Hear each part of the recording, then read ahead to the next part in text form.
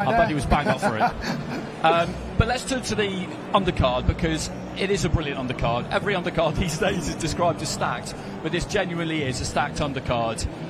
The one that has got people talking probably the most in terms of the reaction they've had to each other has been Hutchinson and Buatsi. Yeah. And you're the man to speak to about that, because you were really close to it when it all got quite interesting at their face-to-face. Buatsi, we know well, and he's very disciplined in a professional setting, and how he explained it was that he felt that Hutchinson brought a kind of energy to a professional setting that didn't really have any place there, and had they not been in a professional setting, he would have dealt with it quite differently. How was that experience for you? It was pretty mad, if I'm being honest. It was very intense. I like both guys, but they're completely different characters. Willie's like your little brother who likes to wind you up and annoy and prod you all the time, and Josh Buatsi's a more sensible, straight fella, just says things as they are. And you could tell Willie was, I don't even know if he was winding him up, but I think he was angry at the things he was saying and how he was behaving. People are saying that that's going to work into Willie Hutchinson's favour. I'm not quite sure. I listened to what Ben Shalom said recently, and he says that Joshua Buatsi in this state of mind, annoyed by an opponent, is a good position for him to be in, because he go and showcase what he can do in the ring and use that anger as a means of motivation. So there was big men in that room to separate it, and I'm glad there was, because I wasn't getting in the middle of them two guys. In terms of anger, though, fighters always say that you can't really take that into the ring. So in what form can you usefully use that on the night? Yeah, don't know. Ask Ben Shalom. He said it. Yeah, I'm not sure, but I suppose I get the point that he's saying. Maybe he'd be more aggressive. Maybe he'd be trying to hurt Willie Hutchinson. Not that you try to hurt the guy all the time at your fight. So I don't really know what I'm saying, if I'm being honest. Maybe pass it on to one of the boys, and they'll explain better than I will. What I will say, what Johnny said about making the mind up and the hype and that. I remember Mike Costello years ago saying to me at the Hatton Mayweather fight, he said, Matt, it shocked me this week how many good people, boxing people who I respect, got swept with the hype. He said, I never make my mind up fight week. When the fight gets made, I pick who's going to win, and I don't change my mind. No matter what happens, unless something massively out of the blue happens fight week, I don't change my mind, because everyone's in town, everyone's heard this, everyone's heard that. Your head's spinning all over the place. You could change your mind 100 times. He said, you get swept with the hype. He said, so now I just don't do it. Once the fight's made, cold, 6-8 weeks out, whatever, I break it up, I analyse it, that's who I think's going to win, and I stick with it no matter what. That's kind of what you were saying in a similar way, wasn't it? Yeah, and in regards to Buatsi and Willie Hutchinson, I think Willie, that's what he does. He gets under your skin. He was like that in the gym. He did it for fun. And does it benefit Joshua Buatsi? Yes, it does, because Joshua Buatsi, I think, is boxed below par in regards to the talent of the talent that he has. We've not seen it, because he's always had been able to box within himself. Even when he got hit, I think he got his eyes closed. He's boxed within himself. Now he's angry.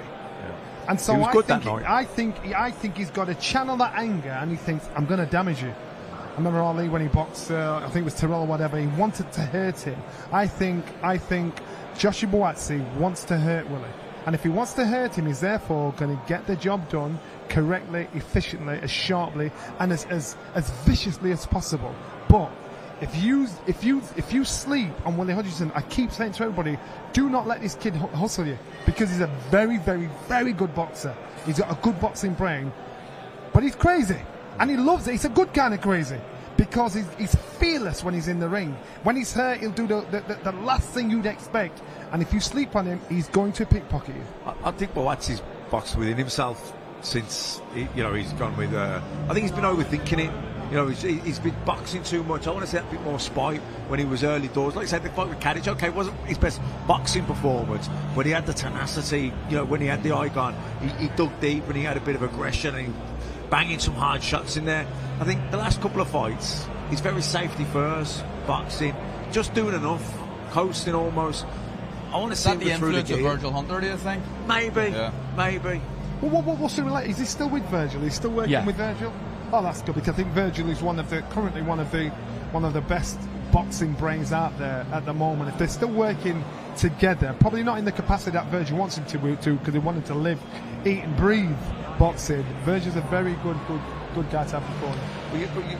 What can happen? I know you and Brendan your whole career. I changed trainers a few times, and sometimes you leave one trainer, you go with a new trainer, and you're trying new things because you need new things. That's why you've gone there. But you're caught in between styles a little bit, or sometimes you maybe overcompensate. You do too much this, and you lose what made you good in the first place a little bit. Well, I suppose it's like Anthony Joshua getting a happy now. medium. Yeah, it's like Anthony. All the trainers he's been through now, Ben's getting the benefit of that. Yeah, and Ben, they were saying Ben is an amazing coach, but he's actually all the experiences he's got with all those coaches there. Now Ben's the one he's listened to say, right, everything you learn, put it together, and off you go. And so it's got to work with the right person. I think he does need to release the beast a little bit, though, Buatsi. I like that challenge fight for the same reasons as you did, Matt. And in the amateurs, he would stop people inside the distance if he could. If he got the chance, he did it in the Olympics. I remember him shaking up an Uzbek #1 in the Olympics and stopping him. It was his third Olympic Games. Things like that don't happen to fighters like that. I think we need to see a bit more of that. But let's move on to the super featherweight fight, Anthony Cacace against Josh Warrington. Just to clear up what's going on around the IBF title there, officially it's not on the line. You'll just see the IBO ascribed as being on the line, but the reality is that if Cacace loses, then the title becomes vacant, so it is still really on the line for him. Josh Warrington can't win it even if he wins the fight. That's just the ruling that the IBF have handed down, and the two fighters, I understand it, did know about this a while ago. We've only just really learned about it this week. Regardless, it's a really good fight. Cacace and Warrington are people you know well. You've been in with Josh, obviously. I did see a clip of you. Surely they didn't make you watch the whole thing back, did they? No, with him? was it just a bit of it? Edited highlights, yeah. Yes, I thought so. But Cacace is someone you know as well. Shared a gym with him. And I remember before his win against Joe Cordina, you were saying to people, listen, this guy's really got a chance here. Yeah. He looks like he's on point and he can really punch, which is not something you would know unless you know when you look at his record. And he turned in a hell of a performance, didn't he? Yeah, he did. And you could say the exact same thing with Josh Warrington. And I've went on record to say that I've never been hit as hard in a fight in my life by anyone else other than Josh Warrington. Really big puncher, but his record doesn't suggest that. But Anto was on fire that night. I don't know. I think Anto's a really inspiring story. Like a year ago, he was delivering pizzas on an evening, you know what I mean, to try and kind of back up what he was doing in the gym in the day, and his sponsors weren't happening. He wasn't getting fights. He was fighting kind of once a year for the last 5 years previous to the Cordina fight, so he's really got the bit between his teeth now. He's getting the attention that he deserves. People in Belfast know him, whereas maybe they didn't really know him previous to that, but he won on a massive stage. He's a world champion now, and I think that in terms of form, and not even form, I just think that where Josh Warrington is, I think he's probably had one or two too many hard fights. Although he's younger than Anto, Anto's the fresher fighter. And even the hard fight, Josh Warrington's been in hard fights that he's won, and they take their toll, and they have a little bit of an effect, and I think that's probably going to be the difference. And Matt, you could tell when we spoke to Cacace yesterday that he's not just in this kind of honeymoon period where he's won the title, he's achieved something that never looked like it was going to happen, and he's going to take his eye off the ball. He's still really hungry, you can tell. Yeah, look, like Carl said in Saudi, you knew he was going to produce. Whether he or not he won, we don't know, but we knew he was going to produce a performance because he had that bit between his teeth. He was like a man possessed in the ring. He was just prepared to go through whatever Cordina threw at him, and he was just going to come through the fire and win. He was not going to be denied, and I don't think, having gone through that, that's a one-stop thing. He wants that to continue now. He's seeing that as like that mountain climb. This is my breakthrough. Yeah. Now I'm starting. Now I really want to cash in. And like Carl, I think Warrington's had a lot of hard fights. Also, he's probably not really a super featherweight. He's coming up in weight. I think the timing of the fight's all wrong for Warrington, and it suits Cacace. So, Johnny, as a Yorkshireman, can you make the case for Josh Warrington? The way I look at it, I think this run he's had since COVID, starting with the defeat against Lara, yes, it's not been good, but it's not like it's been all bad. He had a win against Kiko Martinez, a really close one against Lopez, and against Lee Wood. He was in charge of that fight. until he got stopped. And I know he got stopped in the 7th. You're not exactly touching a distance away from the tape, but it's not like it's all been bad. Yeah, not forgetting that the talent he has. He beat an underrated fighter, as far as I'm concerned, in Kid Galahad. Yeah. And Kid Galahad is an absolute nightmare and a very, very clever fighter. Josh Warrington completely put it on him, regardless. He was relentless. So regardless what you say about the fashion of doing, he got the win. He's a clever fighter. Is it a fighter he was? No, he's not. The fighter he is, he still has the heart, desire, fitness, he lives in the gym. So it's timing is everything. So, but still he has the experience, and he knows, I've got a chance to step up and put myself in a great position here. I wouldn't write him off. No. I wouldn't write him off at all, because when he's lost, he's not gotten beaten up. So as far as I'm concerned, don't write him off, and I think the Yorkshire boy's still got a bit of Yorkshire water in him. He'll bring something out, something good out, but don't write this young man off. Well, Johnny's right, you can't write him off. You can't write him off, but he has got a young man style of fighting, that high energy, that fast tempo. As you get older, it's harder to keep that up. So we're just a few minutes away from the start of the first portion of the press conference. Just so you know, it's been split into two. The first bit will start at 6 o'clock. That's for the undercard. Then we'll have a short break, and then we'll be back with the top of the bill, which will be AJ and Dubois, obviously, but probably the trainers. If Don's here, Don Charles, Ben Davison, I'm pretty sure will be up there. The two promoters will definitely be up there. So that's how things are going to go. Let's get on to Hamza Shiraz against Tyler Denny, or, as I was reminded today, correctly, Tyler Denny versus Hamza Shiraz, because Tyler Denny is the champion. If I'm going to be painfully anal about it, which I like to be, it should be Dubois against AJ at the top of the bill. Let's not go there. Hamza Shiraz is kind of one of the chosen ones for Riyadh season. He was an ambassador over the summer, made an ambassador over the summer. He was captain of the Queensbury team in the 5 versus 5, and turned in a really good performance against Austin Williams. People are quite high on him, and I understand why. He speaks well, he carries himself well, he does all of that well. Then he's kind of, I wouldn't say he's a kid from the other side of the tracks, because he's a perfectly pleasant, well-behaved guy himself, but he's come at things through a different route. I'd say that people are probably looking at this as 70-30 in Shiraz's favour. Johnny, would you make that? Is that accurate? Without a doubt. I think you look at both. Is it justified? Very. You look at the style of Tyler Denny, and he's been the underdog so many times because the style looks so simple, so ineffective, so easy to hit. But his heart is massive, his fitness is ridiculous and relentless. You look at Shiraz. Just listen to him talk, how he speaks about a fight. I'm impressed with how comfortable he is, saying, you know what, I know my destiny, I know what I'm going to do. Look at the size of him. Look at the things I hear in the gym in regards to how he's training. That's when you hear the real stories about fighters, how good they are or how good they aren't. I'm a massive fan of Tyler Denny. I'm so glad he won the title. He managed to change the direction of his life and his personal life, domestically, his domestic setup. I'm glad he's made some dough. If anybody deserved it, he deserved it currently. But I believe he's a lamb to the slaughter. I believe Shiraz will really put it on him, and I think he'll close him out. And you know what? I like Tyler. I've always been a massive fan of him. I'd like him to win, but I just can't see it happening.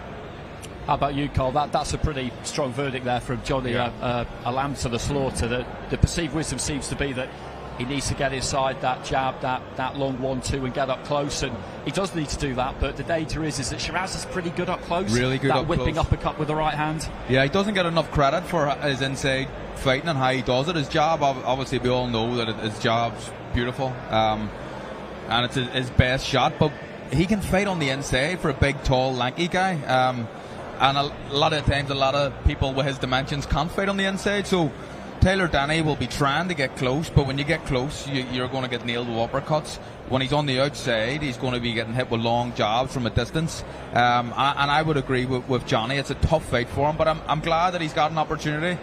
I mean, he's European champion. He has a chance. He can win the fight, but it's a slim chance, I would say.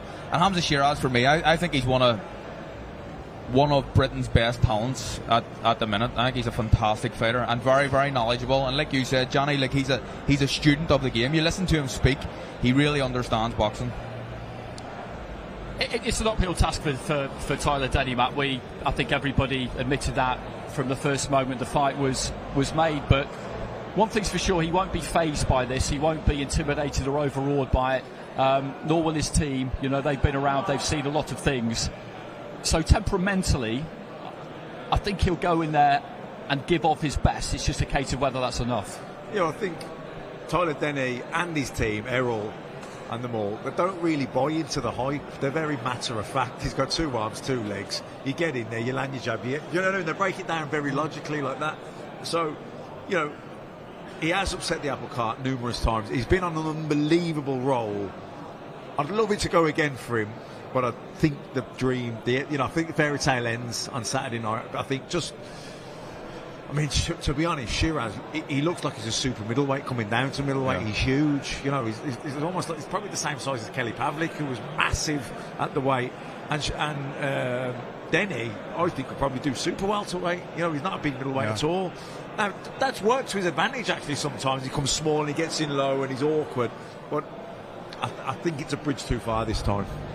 So we just caught sight of Michael Buffer up on the stage there. The press conference has been delayed to 6:10, I'm told. So Michael just checking through those final notes. I'm pretty sure he'll be taking charge of the second one, the one for the top of the bill. But we've still got a couple of fights to talk about on the undercard anyway. Josh Kelly was expected to fight Liam Smith. He isn't. Ishmael Davis has come in at quite short notice.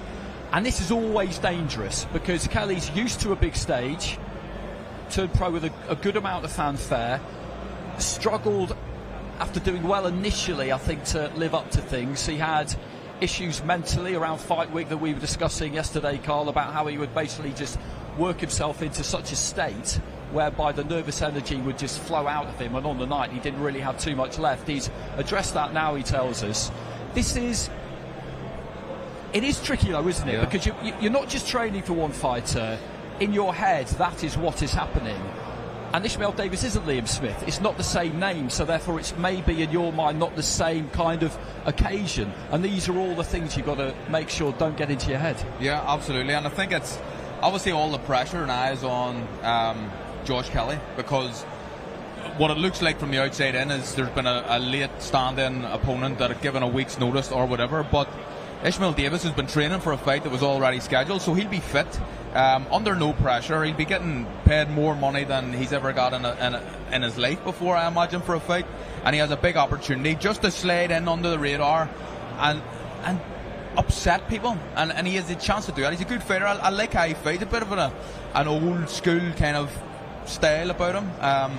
He reminds me of some of the fighters from yesteryear, but I think there's a lot to like about him. And Josh Kelly, very, very good fighter. Maybe hasn't completely lived up to the potential that he has. But if we're talking about pressure and how people deal with that going into fight week, it's all on Josh this week. People are expecting him to win. That brings its own type of pressure. It's a tougher fight than people think, I think. I think it's going to be a close one, but again, you have to favour Josh Kelly. No, I agree with that. I think Davis is one of these guys who I don't think he'll walk away with any regrets on Saturday night, Matt. I think if he doesn't win the fight, he'll be able to look himself in the mirror the next day and think, listen, I did the best I could in there. I gave a good account of myself. Yeah, and talking about pressure and how psychologically that can be draining if you don't handle it well. Josh Kelly will feel more pressure against Davis because he's expected to win and because he's the favourite, where Liam Smith was a big name. Yeah, 100%. You know what I mean? He's going to feel the pressure more now because he feels like he's expected so much more to produce the goods, where with Liam Smith, we'll probably see more of a 50-50 fight, or even maybe Liam was the favourite. Then he kind of feels, well, I've got nothing to lose, so the pressure isn't on me. The pressure would have been on Liam Smith. So I think that's something worth talking about, because I think we've seen him before where like you say, he's come to the fight and it hasn't been there, and he says, well, that's down to the mental pressure all week. Yeah, I think that's actually a really valid point with regard to Kelly, Johnny. I've not really thought of that, but the weight of expectation, I think, was the problem probably in that earlier part of his career, when he ended up eventually losing to Avanesian after that fight was delayed a couple of times, because being backed and having everybody say how great you are, and being with a top trainer in Adam Booth, and being on Sky and all that kind of thing, fantastic. But then you might start to think, and I think this might have been the case with Jared Anderson as well, to give an example from recently, then you start to think, hang on, well, there's a lot riding on this now. You know, I hope I'm as good as they all think I am. I hope I can do this, because people seem to be relying on me now. You know, I'm an economy and industry by myself, and it can all get a bit much. I think it's about, I've seen many talented fighters that have got all the talent in the world, but just not the desire when it comes to digging deep down. And Carl Froch was losing up to the last round. Who was it against? Jermaine Taylor. Jermaine Taylor was never in love with our sport, but he was a good fighter. But when the pressure was turned on, the way he just quit out of it, it's not saying he's a quitter, it's just saying he's not got that fighter's gut heart. So when Josh should have been boxing Smith, I actually thought Smith's got a bigger heart. Smith will put it on you, and I think he'll break your heart. I think in this one here, Josh winning on top, he's flying. This boy's flying. You cannot touch him. I've always been a massive fan of his. And I think Adam Booth's done an amazing job with it. But it's a case of testing that heart. And I don't mean he's a quitter. What I mean is, if you keep pushing, he's the one whose heart will break first. Okay, well, I've just seen Cacace just walking up the steps here. We're talking about Josh Kelly, and as if by magic, Cacace appears. He's having a conversation, weren't we? Callum, we were just messing around here. Straight on. No, I'm saying you. You're right. Good to see. I haven't seen you in a while. I've seen you a lot. Thank you, my friend. Seen you quite a bit as well. All well? Good, yeah, very well, thanks. Your timing is perfect as always. We're just talking about live streams. So there's no warm up. No, 1 2 1 2. No, straight in there. Straight in. We were just talking about your man Josh Kelly and how the man is going to steal the show Saturday night. Okay, well, tell us more. Tell us why. I don't need to tell these two men here about boxing can be the most horrible sport. Those phone calls, like the one I took Friday morning before I got in the shower, it's just like fans don't see behind the scenes is how long you try and put big fights on. You remember for your careers how close a fight is, and then it's off and then it's on. But when you're in a camp and then 7 days out, the opponent's out. I'm like, initially you think, oh, it's not really happening, and it's something like a bad dream.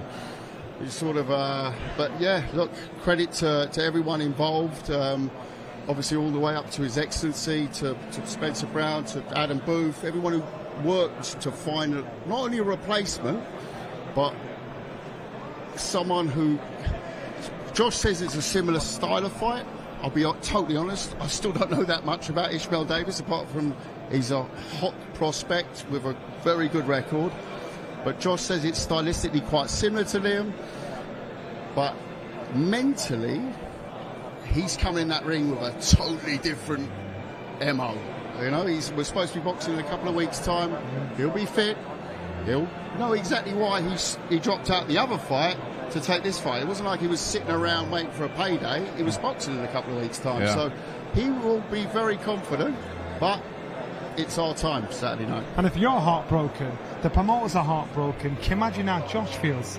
Well, no one cares about the promoter's heart, Johnny. Did you actually just say someone cares about the promoter's heart? You heard it here first. But what I'm saying is, I can imagine it being really hard to keep your fighter in the right direction, as focused, as hungry as it would have been if it was the original opponent. Oh, totally. But I was talking to Adam about it yesterday. It also shows, a lot of question marks people were raising about Josh, and I always call it the earlier chapter of his career. Yeah. Forget in the ring, outside the ring, what he went through in those 48, 72 hours. It was another opponent on Saturday, and it's late Saturday night. The name Davis kept on coming. I thought, right, okay, this is going to be the boy. And with someone else in the morning. Can I ask you something? Is Josh a student of the game? Does he love the game, or is it just a job? No, loves it. Really? Loves it. But he's also, like the locker room, I've seen quite a few locker rooms over the years. You've got to see that Saturday night, what goes on in this locker room for. It's a very relaxed vibe. Went in there once, I was very embarrassed because they asked me to dance. They're all dancing in the locker room, Hey, and I'm I know thinking, what like, you're the one thing I definitely cannot do is dance, especially when I'm nervous 2 minutes before walking. It was actually before the Troy Williamson fight, so it was a pretty big fight for him. Yeah. And they're going, yeah, come on, let's have a dance. And I'm like, right, okay. But so he's in a very good space. We were talking about the pressure. Yeah. And all the pressure's on Josh in this fight, obviously, because he's a late opponent in Ishmael Davies. People are expecting him to win the fight, and with that expectation comes this different type of pressure. And obviously, he's had his issues mentally. He's spoken about them publicly as well. Is he mentally in a good enough place now to be able to deal with that pressure? Yeah, I mean, I think the fact that no one has jumped off here, and we say, okay, just find an opponent. He had to agree to the opponent. He had to agree to a certain level of opponent as well. So I think that tells me a lot. But ultimately, the stage is set for Saturday night, and it's a big stage. Yeah. So if there is question mark, there will be answers Saturday. I do think a lot of the question marks for me were answered. It was a big night up in Newcastle when he beat Troy Williamson. It was a big night, and I think Saturday night's different challenges, but he's in a great space. You've been looking after him. You've been his promoter in this second phase of his career. The first phase finished really with that defeat to Avanesian, which was kind of difficult to watch at the time. You described his demeanour now and how much fun he is to be around. How different is he now to the Josh Kelly you met then? How bruised was he then? Well, the optical part is the first one I'd look at, because when I saw him, he didn't look in the shape of his life. Now, every time I open my Instagram feed, I've got a picture of him looking like someone out of Men's Health. So he's really enjoying training. That's, I think, a big difference. Yeah, you can see from a fight. I mean, look at Johnny, still, you as well. He didn't look too much like a fighter the first time I saw him. Now he looks like a real athlete the whole time. So it's a long camp. The original Liam Smith fight was supposed to happen earlier this year, so it's been a long old camp for him, and he's just kept at it. So going back to what you said about the mental part as well, to keep plugging away and not saying, right, you know what, I've had enough, going off with the lads now for a couple of weeks, and no, none of that. He's stayed with a gentle pressure the whole time, but he's stayed at it. So I think it's a big difference. I can't comment on that first chapter. I was a viewer of it. I was a viewer of it. I was a big fan of his, and I was surprised at that one night. We all know that one night what happened. But listen, careers. I promoted the Klitschko brothers. Yeah, I remember Vladimir 3 times got knocked out. And I promoted the part where it was after that. So it was a strange old. They went at 10 years undefeated. But fighters who come back from early knockbacks in their career, it shows a real fighter. As you mentioned, you've got proper history with heavyweights, so we can't let you go without asking you about the top of the bill. How do you see this one between AJ and Dubois? I think AJ has found spite. He's found spite. I think you've got to look at what he's learned, obviously, from Rob McCracken in the early years, what the other coaches have given him. All those coaches have added layers. I think that's all come very nicely together under Ben Davison. But I think most important, he's got some sort of real spite. Yeah. And if you ask me what was missing, people called him a finisher earlier. They put all sorts of labels on him. But for me, he was never the finisher. He had Klitschko gone. And he didn't finish him, like he should have finished him in the early rounds. He had him. He was gone. So he wasn't the finisher. That part for me, and that's not based on him knocking out, for me, a crossover boxing artist. I look at the Wallin fight. I look at the way he dealt with Wallin. I promoted Wallin in the early part of his career. I know what he is. He's done exactly what it says on the tin. Horrible fighter to fight against. I was Tyson about him. Horrible. But you've got to put them away. He's done a great job. Okay, I think we are ready. Here's Thomas Treiber. Ladies and gentlemen, welcome to the press conference for Riyadh season card, Wembley Edition. A great night of World Championship boxing this Saturday from Wembley Stadium in London, England.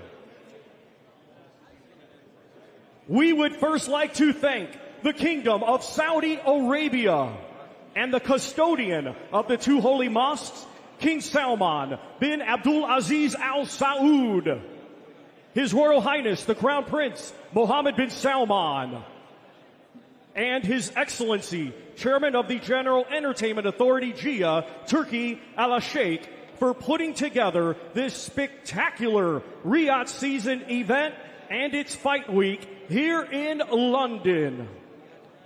Riyadh season has really re-elevated the sport, and it is genuinely being done for the boxing fans. It is being brought to you by Riyadh Season and the General Entertainment Authority GIA, with Frank Warren for Queensberry Promotions and Eddie Hearn for Matchroom Boxing. This event is sponsored by Visit Saudi, Solomon Al Habib Hospital, Saudi Airlines, Red Sea Global, Duria, and Middle Beast, in partnership with Gold Star Promotions and Sella, in association with Wasserman Boxing and Boxer. This great event will be shown worldwide on DAZN, on TNT Sports Box Office, Sky Sports Box Office, and on payperview.com. Let's first welcome the town clerk and chief executive of the City of London, Mr. Ian Thomas, CBE. Thank you. Thank you. I wish I had a voice like him. That's all I can say. Welcome to this Guildhall, the amazing venue. Look around, you will see the stained glass, the weight of history. This building, the Guildhall, was built in 1411. 600 years of history here, the oldest serving civic building in the world. And you'll see statues around, the weight of history I mentioned. Lord Nelson, Duke of Wellington, Winston Churchill, to name but a few. The place where iconic things happened and infamous events happened, the trial of Lady Jane Grey, who is known as the 9-Day Queen, happened here. This survived the Great Fire of London in 1666 and the Blitz in World War II. It's a place where this court, the City of London, meets. You'll often see me here in tights. They didn't tell me this when they gave me the job, that I have to wear tights. And I've worked out, finally, how to keep tights up because they kept falling down. I've got the secret now. But that's part of the job, and we sit here and we discuss key issues of the day in this honourable court. Beneath, you'll see Roman remains in our amphitheatre, going back 2,000 years. Yes, we've been around longer than the DFS sale, and we have more assets than Taylor Swift and Oasis combined, even after the ticket prices went up. Sport, and what we've got to do with sport. Well, actually, sport's really important to us here in the City of London. Led by Deputy Lord, we have a new sports strategy, and supported by our chairman, Christopher Hayward, a new sports strategy that is designed to ensure that London is world-leading for sport in terms of a destination. We've got 11,000 acres across Greater London, including Epping Forest, Hampstead Heath, where you'll see football pitches, cricket pitches, Lidos, rugby, you name it, we have it here. And the city is an amazing place. The City of London is an amazing place. I've had a great time working here. You get to do brilliant things like this, hosting this amazing event, and meet some great people. I was just saying to my wife just last week, reflecting on my time here at the city, that never in our wildest dreams would we have thought that we'd be meeting such brilliant and amazing people. And my wife turned to me and said, "Ian, you're never in my wildest dreams, mate." That's what she said. She was very cruel to me about that. But we're here, we meet people like you, we host people like you. It's a great honour to have you here. And just some final acknowledgements. I'd like to thank the sponsors and organisers of tonight's event, also the Mayor of London, for his support in bringing high-profile sport to the capital, thanks to the Kingdom of Saudi Arabia and the custodian of the two holy mosques, King Salman bin Abdul Aziz, and His Royal Highness Prince Mohammed Salman, and His Excellency Turki Al Sheikh, for putting together this spectacular Riyadh season event and its fight week here in London. The Riyadh season has really elevated the sport, and it is genuinely being done for the fans of boxing. We are here today to witness an outstanding card featuring Anthony Joshua against Daniel Dubois for the IBF heavyweight title of the world. I'd like to say let's get ready to rumble, but I can't. But what I can say is thank you and enjoy this evening's event. Thank you. Thank you, Mr. Ian Thomas, CBE.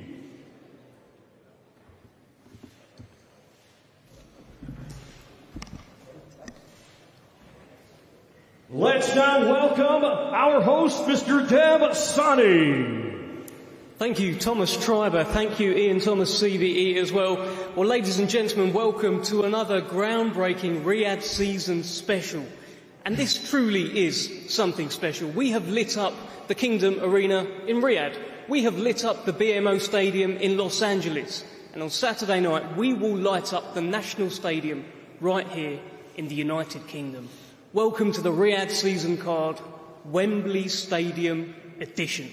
This truly special night, I mean, Riyadh now has become the global home of everything big time. The entire boxing landscape has changed.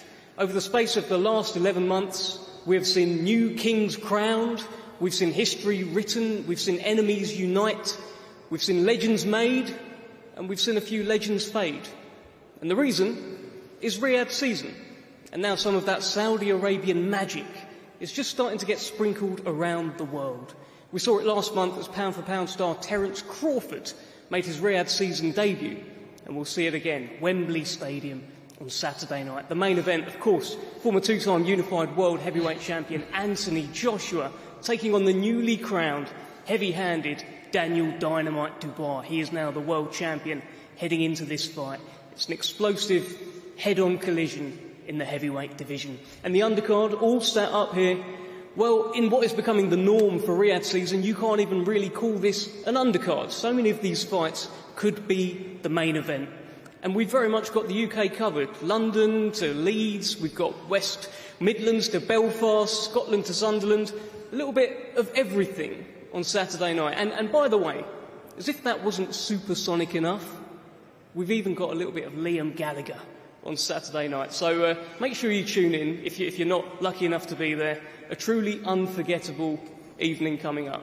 Well, let's speak to some of these fighters. Let's start with a very intriguing fight in the super lightweight division. We're speaking about unforgettable nights. Well, there was a young gentleman sat on the end of the table there on my left side who received an unforgettable phone call. Josh Padley will be taking on Mark Chamberlain on Saturday night. And Josh, I'm going to start with you here, because I read a brilliant article in The Sun about you. You managed to get a full page in The Sun from Wally Downs, talking about how you are giving up the job of becoming, or of being an electrician, to follow this boxing dream. Big night for you on Saturday. Yeah, big night. I want to first of all say thank you to everybody involved in Riyadh season. It's been nothing short of amazing this week. But yeah, the last 8 weeks I've managed to become a full-time athlete and give myself the best chance possible come Saturday night. Well, I've heard you say that you will be Mark Chamberlain's best opponent yet. And I put that to Mark Chamberlain quite recently, who sat at the other end. Oh, he's got some backing up to do. Well, look, Mark, just chime in. I mean, when you talked to me, you said he needs to give his head a wobble, and you'll give his head a wobble. I mean, what are the thoughts here, gents? He can try, like. I'm sure he's going to. It's a fight, but I back myself, and I definitely think I'm going to be Mark's hardest test today. How do you claim you as my hardest test? Because I haven't had a chance to prove myself yet. Okay. you're my proof. So when I beat you Saturday night, then You've got a lot of backing up to do if you're going to beat me. Trust that's me. what I'm coming to do, bro. Don't worry. You can have a go, but you're not going to. Mark, your opponent is also on record saying that he will bring chaos on Saturday night. How do you deal with chaos, Mark? Same as every fight, really. They all talk the talk, and when they get punched on the chin, it all changes for them, so you'll soon find out. You're becoming a bit of a favourite around Riyadh, it's no secret. His Excellency Turki Al-Sheikh has highlighted you as one of his favourite fighters, maybe his favourite fighter. That's a lot of pressure heading into Saturday. Yeah, obviously there's that added pressure there, but while we're on that subject, I would like to thank Turki Al-Sheikh, Spencer Brown, Queensbury, Frank Warren, everyone involved for letting me be involved in these platforms.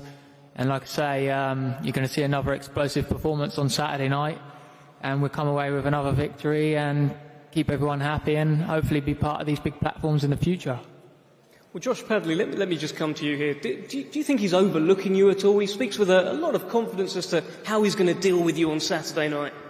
I mean, he's obviously going off what he's seen of me, which is not much content out there. Again, I've never had a chance to really prove myself against a high-level fighter, so this is the level that I want to be at. Come Saturday night, you're going to see that. You're going to need to, because you're in a proper fight Saturday night. That's what I want. That's why I'm here. Cool. Make sure you bring your A game, because you're going to need it. Got everything ready. Okay, we'll see. Fantastic stuff. Thank you, Mark Chamberlain. Thank you, Josh Padley. A brilliant fight there between two unbeaten fighters. Someone has got to go. Not mine. Today. As Mark Chamberlain says, not his. So we'll tune in to find out anyway. No spoilers. Thank you, Mark. Let's keep things moving. We'll head to the middleweight division. Now, there was supposed to be a fight here between Josh Kelly and Liam Smith. Unfortunately, Liam Smith had to pull out. We wish him well. He's had to pull out. He's not well. We can't go through with the fight. But Liam Smith's loss is the gain of Ishmael Davis. He got the call. 6 days' notice. He stepped up. He said yes. Ishmael Davis, I mean, how do you go from being the guy that just took the fight with Josh Kelly to being the guy that makes sure he beats Josh Kelly on Saturday? Well, first of all, I want to thank Eddie Hearn and Turki Al-Sheikh for this chance and all the Matchroom team. But listen, I've heard in Josh Kelly's interviews, he's overlooking me. And let me just tell you, your best win's Troy Williamson, who I just beat as well. And every time you've stepped up, you've been beat. Ray Robinson, you should have lost. David Avanesian beat you. And I'm the most progressive British boxer, no joke. So you're overlooking me, but Saturday night, bro, you're going to be in there with the hell, bro, I'm telling you now. I'm excited to see. I dare you to meet me in the middle of the ring. I know what you're going to do, hit, move, hit, man, I'm going to be on you the whole way, bro, and you've never had it like me, bro. You get me? And you're overlooking me, and your trainer knows, bro, he knows, and you can't train for my style, so you've been training for Liam Smith, yeah, but you can't train for my style. You're gonna laugh, bro. You're a pretty boy. You're not cut like me, bro. I tell you now, you ain't cut like me. I'm fit, bro. I ain't here for no payday. I'm here because I believe I'm gonna knock you out, bro. You ain't making it to the top. Let me tell you, bro. It's all talk till you get in. It's all talk till you get in. We'll see. Whatever, we'll see, bro. Your best win was Troy Williamson. But we're gonna see, bro.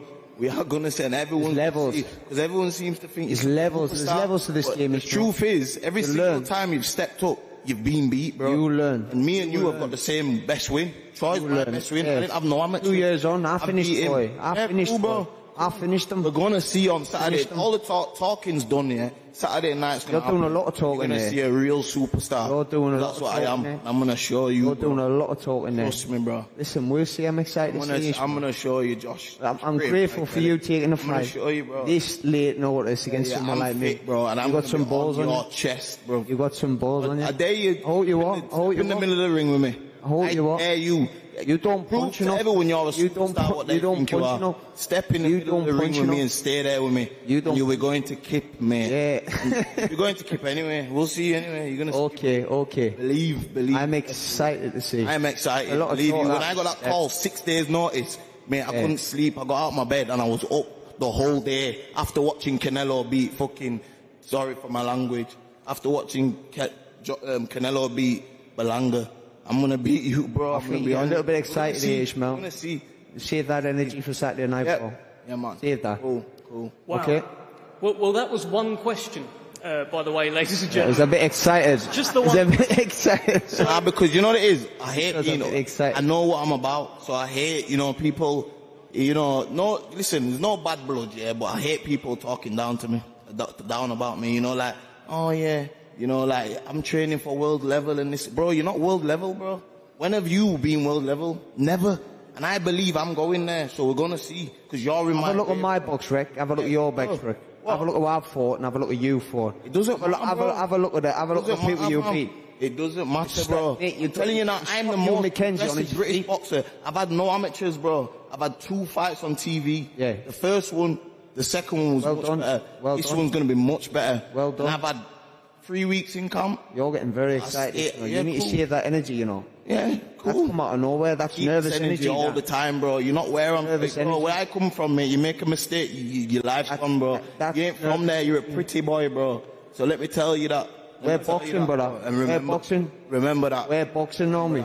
We're anyway, talking. Where am I We'll from? see Saturday night. We're boxing. Okay, gentlemen, thank you.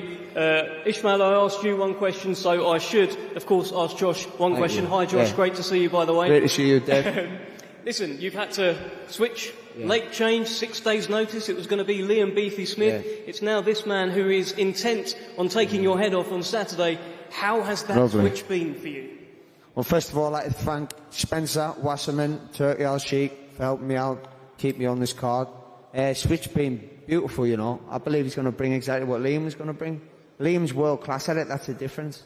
Ishmael has improved himself world-class at it, so I was getting ready for someone on that level and that magnitude. And I just put our stars and our boxing ability side by side, and I believe he's getting tossed in the deep end late notice. It's a lot of excitement and a lot of, I know I belong here. I brought Ishmael to the table, accepting this fight. So Ishmael's going to be excited. He's going to come out. He's going to fight off a lot of nerves. But when it comes to crunch time, when you're in front of the big crowd in Wembley Stadium, it's going to come on top real quick. He's talking about... I'm made for this. Believe me, I'm made for this. Well, you want him to stand and trade with you, right? Josh, he's made that pretty clear. Come and have a fight with me. Will you stand and trade with him? You can have a fight with him? He hasn't got enough power for me to respect him, really, to stand there and trade, do you know what I mean? If he's stopping the guys on the feet and then seeing his pagger Troy Williamson didn't take one backward step, didn't get hurt once in the fight. I hurt Troy Williamson 5 times. It's a lie, bro. It's a lie. 4 or 5 no times. One's seen a night. At 120, 109. 120, 109. Josh, 120, 109. You're a nice guy, bro. 116, Let's just allow the chat. Yeah, I'll see you Saturday. 116, 140. You start the chat, though, Ishmael. Yeah, Don't start. He asked you one question, you went off. Bro, like I'm going to be doing in the ring. He asked you one question, you went off. About me, bro. I've not said no, but respectful, and I heard you talking down about me. I've got to come lad, who I am. You need to give it a rest. You need to wind it in. Just chill out. Cool. Just relax. Cool. I'm cool. We'll get on Saturday. Don't worry. Relax. Saturday, you're going to see, bro. Relax. I know it's the first time here, but listen, we're all big boys here. Let's just relax. I've been on good shows before. This is the biggest show, yeah, but it's not about this, bro. This don't mean nothing. This is your first time at the table. That means something, bro. Because if I lose the fight, all this is gone. So it don't matter. Just believe I've got that in mind. So you're lumping that pressure on yourself. Don't worry. Make sure you come in with that pressure. Bro. Same for you. If you lose this fight, where are you going? Everyone's gonna laugh at you, bro. Because you think you're a superstar. I am. Big superstar. We've got to move it along. We've got so many brilliant fights. I could probably listen to you talk all day, and you probably could talk all day. Brilliant stuff.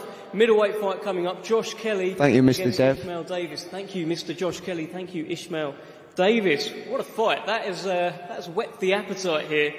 That's a bit spicy. It's a bit spicy. It's a bit spicy. I'm not sure we'll get similar spice between two very nice guys here in Josh Warrington and Anthony Cacace. I've seen your face-offs. It's all been very respectful.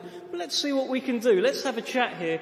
Josh, this is for the IBO World Super Featherweight Championship, by the way. Josh, great to see you.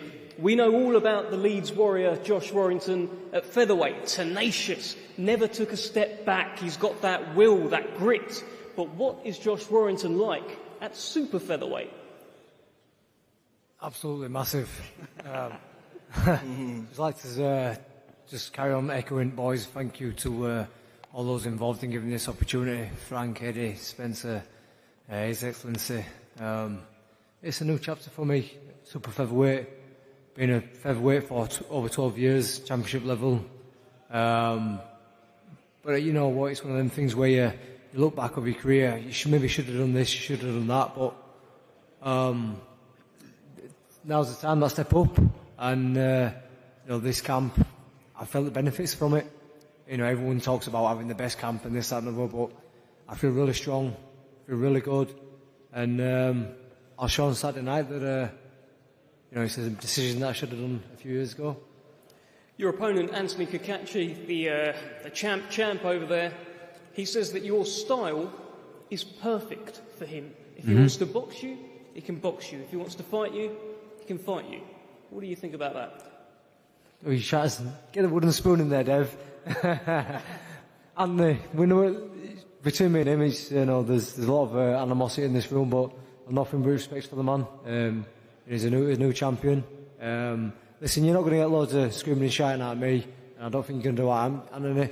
But one thing I will guarantee you is action on Saturday night, and I think that's the way that I've always done my business, and I think that's the same with him as well. So, we might not shout and scream at each other, but listen, don't miss our fight, because guarantee it'll be the fight of the night. I'm experienced. I'm experienced in this game, and I think I've dealt with every single style that I've come against. We've been tall, short, a boxer, a puncher. I've been in with them big guys, and a lot of the time I've come through it. So that experience, you can't buy that, and it goes a long way.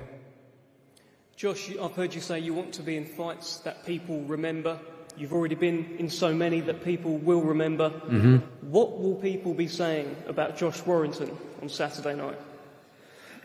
Just stepped up and he never turned his back, and even when the chips were down and things weren't going his way, he turned up and did the business. I said that, Dev, about the belts, because disappointed the IBF's not on the line now, but it just is. It's about it's about the fight, and we're going to have an exciting fight this weekend.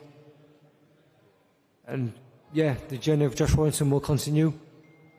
Okay, let's hear from your opponent, the champ, the Andy Town Apache, Anthony Cacace.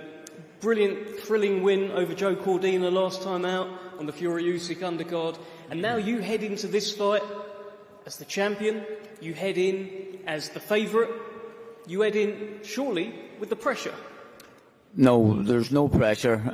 Josh, he's a two-time world champion. His career's been filled with success. I'm only getting a bit of success now. Josh's a great champion, featherweight. He's moving up in weight this one. He's a bit stronger and whatever else. But I'm a big super featherweight, and it's going to be a tough night for him. Well, you've said that his style is perfect for you. Just tell us a little bit more about that. Why is it so perfect for you? I've boxed. He's smaller than me. He's going to come on the shots. I'm not going to have to go looking for him. So, Also, he's a big set of balls. He's big heart. He's going to come for a proper fight, and that's exactly what I want him to do. So, Josh, he's a good lad. I've got nothing bad to say about him. His accolades speak for themselves. He's done everything. Fought some great champions, beat them. So I know I'm in for a hard night, but listen, no one's taking these belts off me. What is it that makes you unbeatable right now? Because I've heard the way you've been talking ahead of this fight. There's an intensity about you. There's something in your eyes. It feels like it's going to take a lot to beat you. But what do you think? What is making you so tough to beat right now? Well, no man's unbeatable. Every man's beatable. But, again, this is all new to me. I've worked from I was 9 years of age. I'm now 35.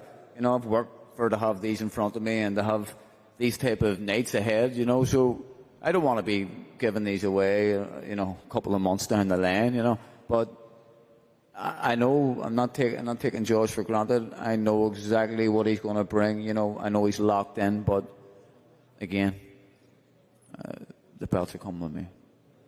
Okay, thank you very much, Anthony Cacace. Thank you, Josh Warrington. Brilliant super featherweight fight. Two gentlemen. If you watch the face-offs, you'll see they'll probably be friends after this, but when the first bell rings, they are going to give it absolutely everything on Saturday night. Well, we've got a brilliant fight at light heavyweight. The WBO Interim Light Heavyweight Championship is on the line. Willie Hutchinson and Joshua Buatsi. Now, the build-up to this fight has been, let's say, ill-tempered. For those that haven't seen the clips, it got a little bit out of hand when they did a face-off. They had to be separated by security. I'm hoping it doesn't kick off today because I'm certainly not worthy of being a security man. But let's start with Willie Hutchinson. Let's start with the Hutch train. It was a brilliant win last time out against Craig Richards. You went into that fight telling everyone what you were going to do, telling everyone that you're going to beat this man, you were the underdog, but you did it. How do you feel about this one? 100%, Dev, 100%. Listen, look at the people we're up here with. For me, this is unbelievable. It's, I mean, what an experience, do you know what I mean? A lot of great fighters up here, but like I said, Dev, last time out, everything I said I'd done, I basically done with far from knock him out, and I nearly did 3 or 4 times, do you know what I mean? And I'm just looking forward to knocking this fella out on Saturday night. Yeah. This one has been quite a spicy build-up. It has been, there's been hands put on each other. You've been separated by security, as I mentioned. Why do you think that is? What's going on? I don't have a clue, to be honest with you. It's up to this fella. I was all right, to be honest with you, until, I don't know what happened to him. He got an emotional wreck, and his emotions got to him, and it's probably the same thing's going to happen to him in this fight. Do you know what I mean? I don't know. I wasn't trying to do anything. I went to shake his hand before we went up to the thing. He gave me the yeah fist bump, and then from then it went downhill from him. Well, let's bring in Joshua Buatsi and get his version of events here. Are you an emotional wreck, Joshua? Firstly, let me thank everyone for coming here. His Excellency, boxer, those that are behind it. I don't think I'm an emotional wreck, no. You're not now because you're starving. Yeah, I'm starving, it's true. Shut up. Don't start with all that crap again. Starving. But I tell you're hungry. Tell you one thing, though. You look hungry, brother. We're a couple of days away from the fight, so there's nothing that's going to happen to derail me. We're like 2-3 days away, so I'm looking forward to it. What has happened here? Because I watched your roundtables with Craig Richards, Dan Aziz. Do you want a handshake at the end? If you want to know, go online, because I've done repeated myself about grabbing the scalp. It wasn't a big thing. Let's move on, man. We're 2 days away. It was...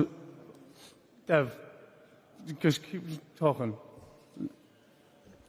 Well, I don't even know where it come from, because me and this fella, even though we only met a few times, and a couple of times we did meet, I beat him up in the gym.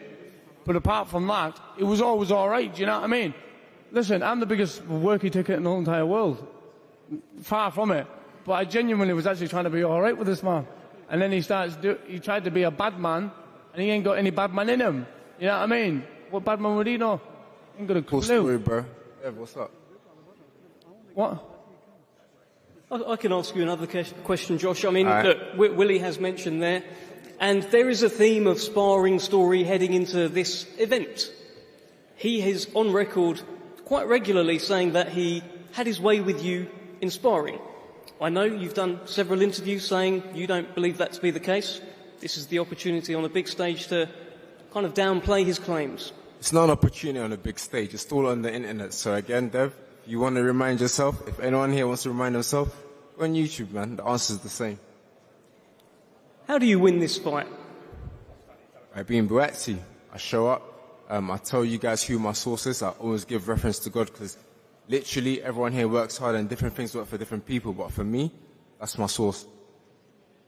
And what do you think of Willie Hutchinson? I think about him what you think. What everyone thinks about him is the same. To be honest with you, I think I'm all right. Unless I'm deluded and away with the fairies, I genuinely think I'm actually all right. I shake everybody's hand. Every person I meet, I shake their hand. I try and be as helpful as I can. I can be a nightmare sometimes, yeah. Like I'm his nightmare just now, but I'm only his nightmare. You know what I mean? You think you're a nice guy, then everyone thinks you're a nice guy, then you're a nice guy. Well, they're all laughing. They're not laughing with you. I don't need people to laugh with me, bro. They're laughing at you.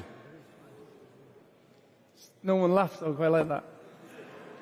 That's all right. Well, I hope not. Anyhow, I think you're all my friends, and I'm enjoying every second of this until really tomorrow's the first bit in it. So when you weigh in, we'll see. We'll go see each other in a minute. Anyhow, but we'll get a bit of food into us, and then Saturday night. First things tomorrow, and then Saturday. Listen, I've been in camp for 11 weeks. Today, Thursday, I went on a Thursday, 11 weeks. I've been training my ass off for 11 weeks. I've done all the hard work. This is fun, man.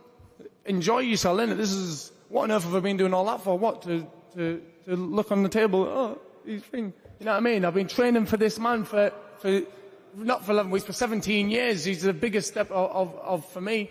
I'm gonna do what I'm gonna do. You know what I mean? This is fun. Have some fun. That man looks like he's gonna cry his eyes out, bless him. Tell us why you win this fight, Willie. Why? Because I'm far too good for him. It's that simple.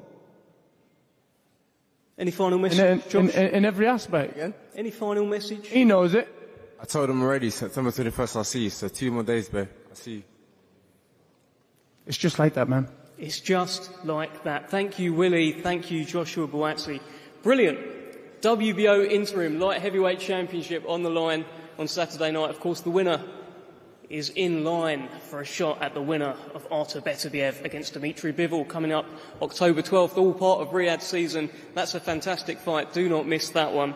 Well, let's move on to the chief support. We've got 2 middleweights here who both have different habits. We've got Hamza Shiraz, who has got a habit of knocking out every single middleweight that gets put in front of him. We've got Tyler Denny, who has a habit of when he is presented with an unbeaten rising British middleweight, he takes their unbeaten record. That's what we have heading into this fight. He's also the European champion, and Tyler Denny, I'm going to start with you. In your most recent fights, you talked about how you want to go to Saudi. You want to go and get some of that Saudi magic. Well, Saudi has come to you. Riyadh season has come to the UK. How does it feel to be part of such an incredible show? Listen, I'm privileged, man, and I've talked it into existence. I'm here. But firstly, I want to thank His Excellency, Spencer Brown, Boxer, BCBL Johnson, and my whole team. It's been a great experience all week. I've enjoyed every second of it, and I'm looking forward to Saturday night. I plan to enjoy that even more. What do you make of your opponent here? He's unbeaten. He's got very heavy hands. He's a Riyadh season ambassador as well, by the way. So very much a fancied kind of golden boy, if you will. What do you think? Yeah, of course. Listen, I'm not going to badmouth him. He's a great fighter. But so am I. You know what I mean? And I'm here to show why I believe I'm a better fighter. And I'm just glad I got the opportunity to do so. Like I say, I rate him. I think he's a world level fighter.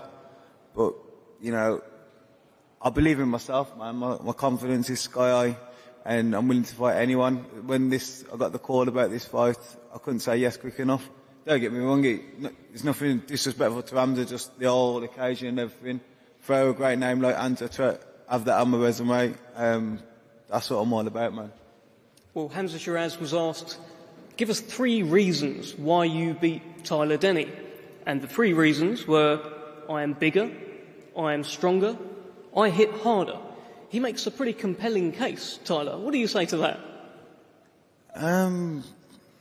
Well, I sent an interview off AJ the other day on about he was bigger, stronger, and everything over Usyk. But he didn't beat Usyk. There's a lot more to boxing than being the taller guy, bigger guy. You know what I mean? Listen, I understand why I'm the underdog, but I've been the underdog my whole career, and I keep winning. So that's my case. I believe in myself. My tenacity that I'm going to bring the heat and the confidence, and there's no way I'm losing the fight. Well, let's bring in Hamza Shiraz. Hamza, you are a Riyadh season ambassador as well. Firstly, just how great is it to have Riyadh season here in the UK? You must be very proud as an ambassador. Yeah, first of all, I'd like to thank the Almighty Allah for allowing us to be here today. I'd like to thank His Excellency Turki Al-Sheikh for, not just giving me, but giving all us fighters up here the opportunity to give back. I'd like to thank main man Spencer down there for helping me out a lot. And yeah, I'm honoured, Dev, honoured to say the least. It's like I keep saying, it's our opportunity to give back, especially being a Riyadh season ambassador. There's expectations there, and people say, is it pressure? I wouldn't say it's pressure. I like having these expectations of me, because I turn up, I show up, and I get the knockout. Well, you're in against a man who is an underdog who keeps on winning. What do you make of your opponent, Tyler Denny, on Saturday night? Listen, he does what he's got to do. You know what I mean? He does what he's got to do. He turns up.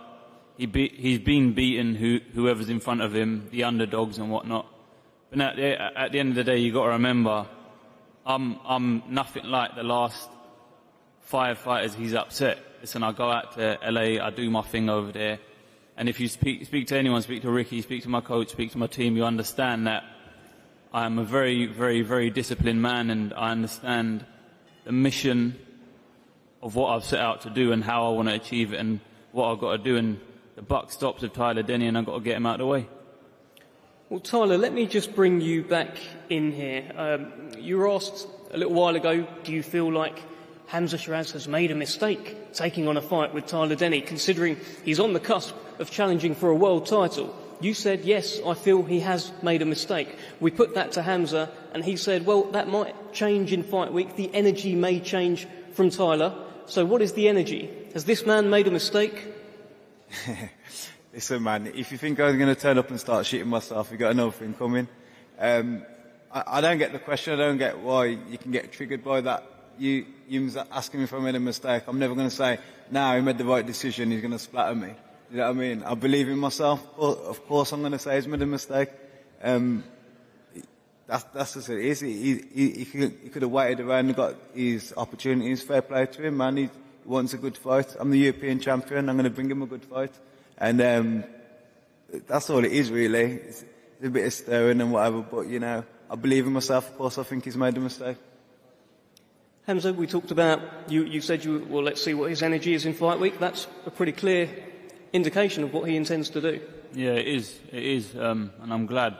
Like I said, I keep banging on about giving back. That's all I want to do when you've got the opportunity of this magnitude.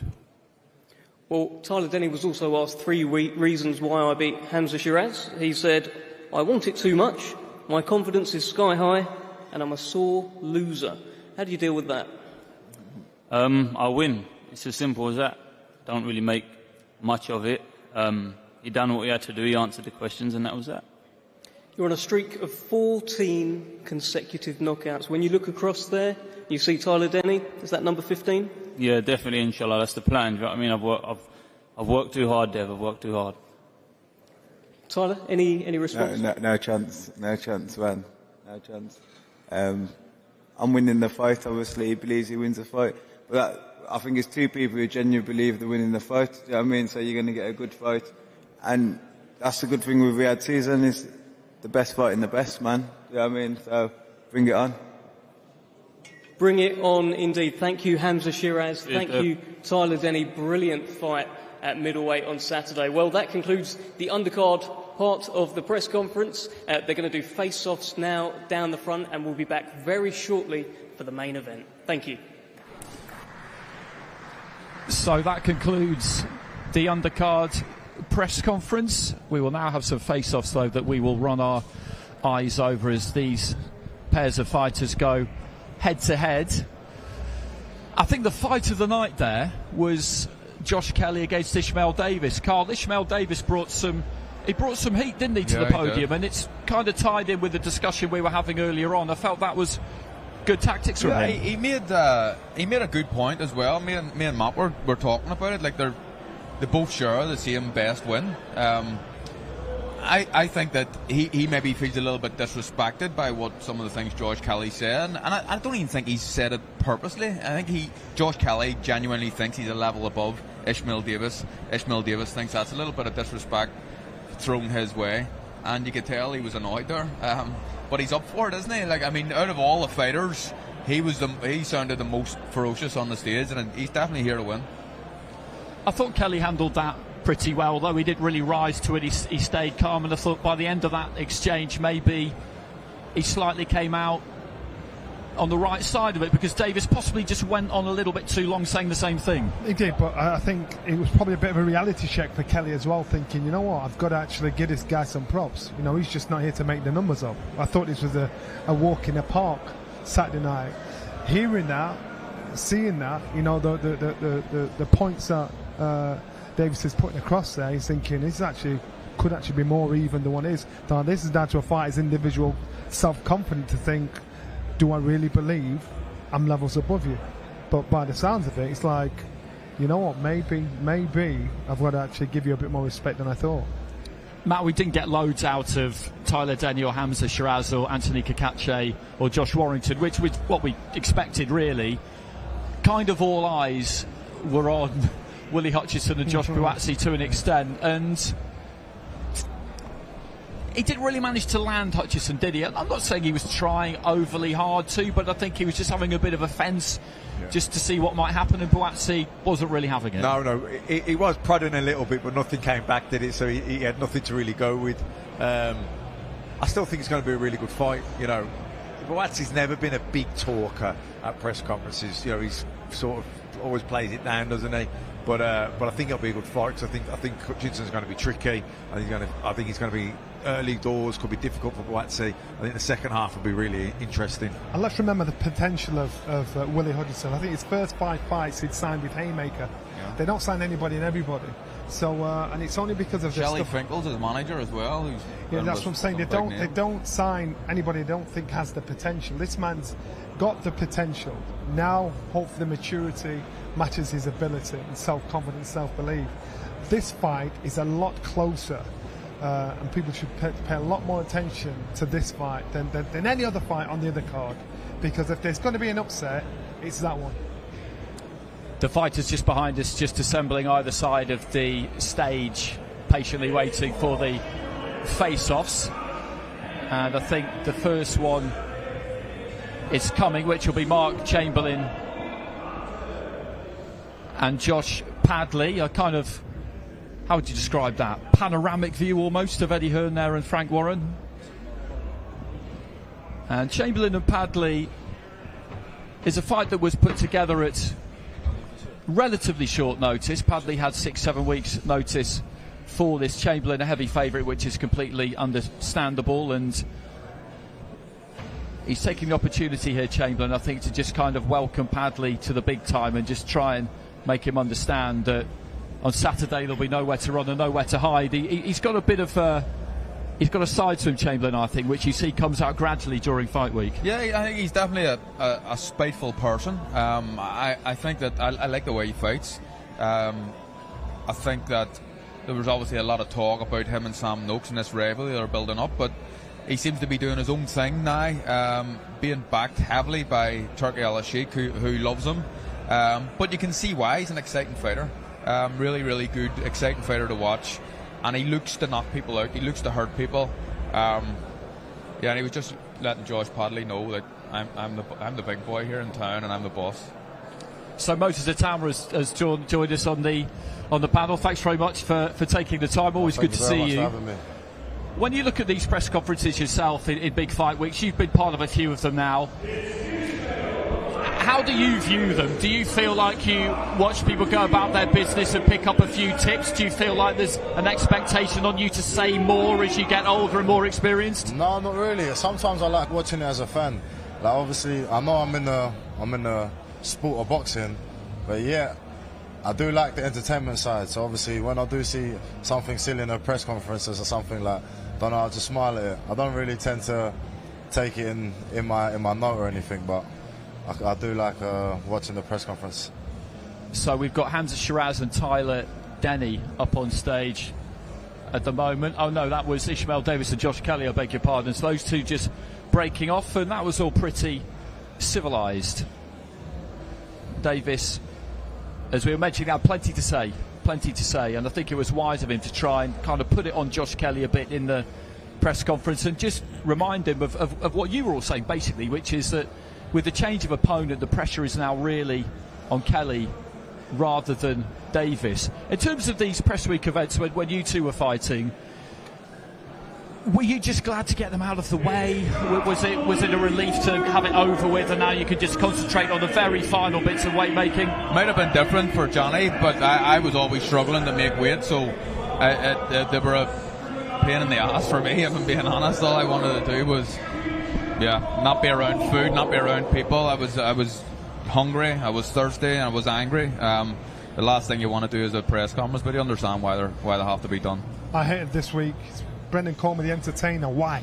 I was why? I wasn't funny. Couldn't tell jokes. But I thought this week, why are you asking me these questions now? Why don't you ask me them at the beginning of training camp?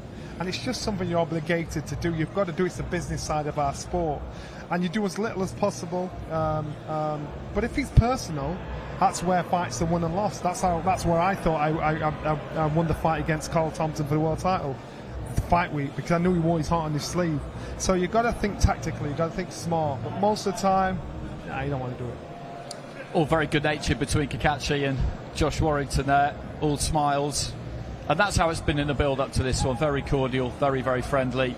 Quick handshake with Spencer Brown, Frank Warren and Eddie Hearn, and I think they're saving, or they have saved, the chief support to be the last one that we will see.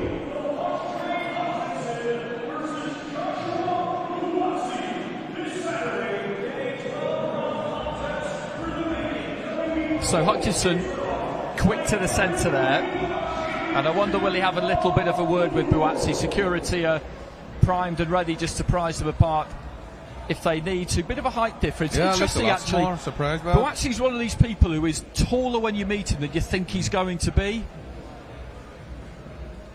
And Hutchinson with just a few little words for him. Buatsi won't give any kind of reaction. I'm 100% sure about that.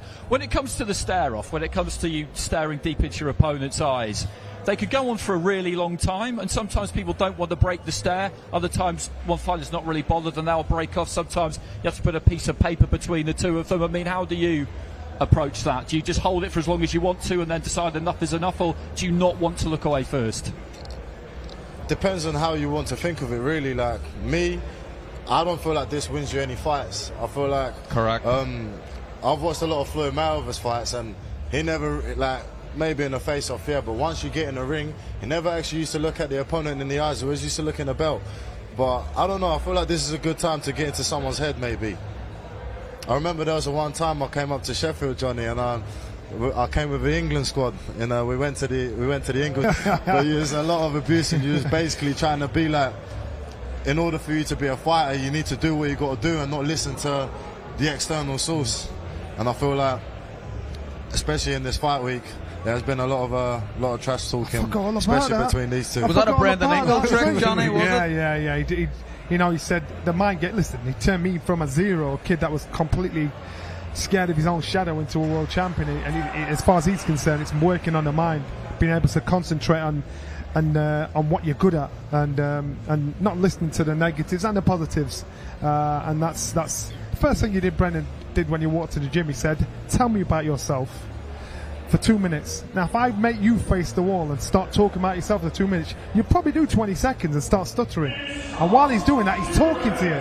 But in a way, he's kind of getting you to concentrate and think on your feet. Not remember, think on your feet. Remember what I said about Dubois? He's not capable of thinking in a fight. Brendan taught you to think on your feet, think in a fight, and so it starts from the very beginning. Well, let's just move on to that one, because the next press conference, of course, will be the top of the bill. You're at heavyweight this week. Just have a look at Tyler Denny and Hamza Shiraz. Big height difference between those two. I don't think we're going to get too much reaction from either fighter. Everything between them, as it has been in other fights, has been very disciplined. But with AJ and Dubois, what have you made of each of them, just kind of watching them this week? Because an interesting thing for you at the moment is just to watch how fighters like Joshua in particular go about their business during fight week. But you'll have your eye on Dubois because he's a younger guy, the guy on the rise, kind of more in your position than Joshua is. How have you found it all? To be fair, the whole kind of week I haven't really thought about it too much. I've just really been taken in as a fan. But obviously, like I said, I'm in the gym with Anthony Joshua, and I see how relaxed yet switched on he is, and like I can implement that in my game. And like honestly, I turned up to the gym yesterday. He's laughing, joking, but when you talk to him, you know that right when it's go time, it's going to be go time. And I feel like that's something I can implement in my game. And obviously with Dubois, I had a whole training camp with him for obviously when he was preparing for Usyk. Obviously, I wasn't in his change room or anything, but like I picked up on a few things that he does as well, and I feel like I kind of got my opinion on what's going to happen on Saturday night, but I feel like it's a very, very good and intriguing matchup. Who hits the hardest? The thing is, when I sparred Anthony Joshua, I actually don't feel. I feel like I was obviously 16, and he don't really want to knock out a 16-year-old, innit? So obviously, do you get what I mean? Whereas with Dubois, I was kind of like a grown man. Who hits the hardest? I feel like AJ probably would hit harder, but Dubois, his jab is very, very annoying. It's so annoying, especially southpaw the orthodox. It kind of like just stop. It's just in a weird position where it just stops you from throwing it.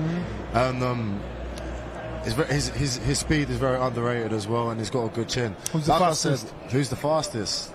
I think AJ's more explosive. I think Dubois is stronger, but AJ's more powerful. Okay, so I could just see Joshua Buatsi just milling around at the bottom of the steps to the stage. I think he's going to come up and join us before too long. It's an interesting point you make there, Moses, about learning the ability to kind of be constantly vigilant but also relaxed, because that's exactly what you have to be in the boxing ring, and that's always seemed to me to be something that would be pretty difficult to pull off. So Josh Buatsi joins us. I think kind of all eyes were on you and Willie Hutchinson for that press conference, to be honest. Everybody, if I was a betting man, I think I probably would have taken a reasonable amount of money on there being an incident, if there was one, between the pair of you two. But it was actually quite calm in the end. He was very measured. That's why Willie was still trying to wind it up, but he was very measured. But you know what it is, guys? We're 2 days away. There's no point doing anything now. When the incident first happened, it was 2 months out. But we're 2 days away. We're so close now, but I'm locked in. I'm looking forward to it. It's a big event. Again, a lot has been said, but it's now time to back it up. I know one of your fight week rituals, I can't remember when you do it, whether it's weigh-in day or whether it's the day of the fight, but the barnet will get trimmed, the beard will come off. Yeah, it's all coming off. So when's that happening? Friday night. My mum will be watching, so if I go on TV like this to fight, it's big trouble for me. Right now I'm in trouble, but on fight night it's bigger trouble. So what are the next couple of days like? Well, did you have any set routines apart from that, things you like to do, that you like to observe? It's simple. Again, I've said it so many times. It's just meditating in the Bible, reading it. That's all I need right now. Right now, the training's been done. There's nothing you're going to tell me that's going to boost me up more than what's written in the Bible. Different fighters, different things works for them, but for me, this is what works. And that's that. Because that works, that's all I can give, and that's all I can say. I can't tell you, oh, I have all my friends around me, or I go to like a weird shop to do something. I can tell you the Bible is what I do between now and the fight. I mean, is it the same passages, the same bits of the Bible that you would read? Passages, but the thing is, sometimes it's the same one, but the understanding you have that I had from a scripture maybe 10 fights ago is different to what I read today. So the same scripture that I read is different every time. And there's one in my Instagram caption that everyone pulls me up and says, oh, I like that. Did you write that? And I'm like, I didn't write it. It's from the Bible. And it says, it is God who trains my hands for war and my fingers for battle. Everyone thinks about God as in the spirit.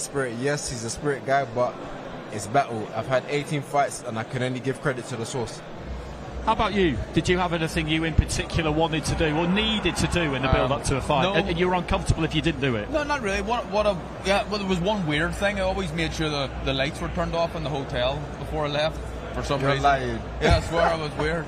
And the bed was made nicely, and it was just that. It was a strange thing, but no mess in the room. I've no idea. But I was going to ask you actually, Judge, are you a person? I was a person that liked a lot of people around on fight week. Maybe fight day and the day before the fight, not necessarily talking about the fight as much, but just having people around me to maybe take my mind. Is that a bit of you as well, or? No, I'm quite the opposite. Okay. When there's too much people, I don't really like it, especially when there's new people. Okay. I think when I started, I didn't mind, but now I only want instrumental people. People are not there just to make numbers. I want someone there that's bringing something to me, and that's only going to be from the Bible. So I like to be on my own a bit. Okay, Josh, thanks for your time. Always good to see you. Thank we'll you. let you go. We'll see you at the weigh-in tomorrow. Thank you. And I think we can now welcome up Josh's promoter, boxer, CEO, Ben Shalom. Ben, good to see you. Yeah, very good. I think we're not too far away from the second part of the press conference getting underway, so we haven't we haven't got too long, but Yeah. let's just talk about the two fighters that you've got on this card. Joshua Buatsi against Willie Hutchinson. Not a fight, I think it's fair to say, that any of us would have really imagined a year ago. The mix at light heavy seemed quite set on the British side, and then all of a sudden there's a newcomer in the mix. It's a very interesting fight, this. When we signed Josh Buatsi, we had loads of names in the contract. Josh is so meticulous, he prepares for everything. Honestly, everything. Willie wasn't even in there. So credit to him that he's got to this position. Great performance last time out. Interim world title. But this is the moment for Josh. This is a big statement. He's had that stop-start career. He's had a big win against Dan Aziz this year.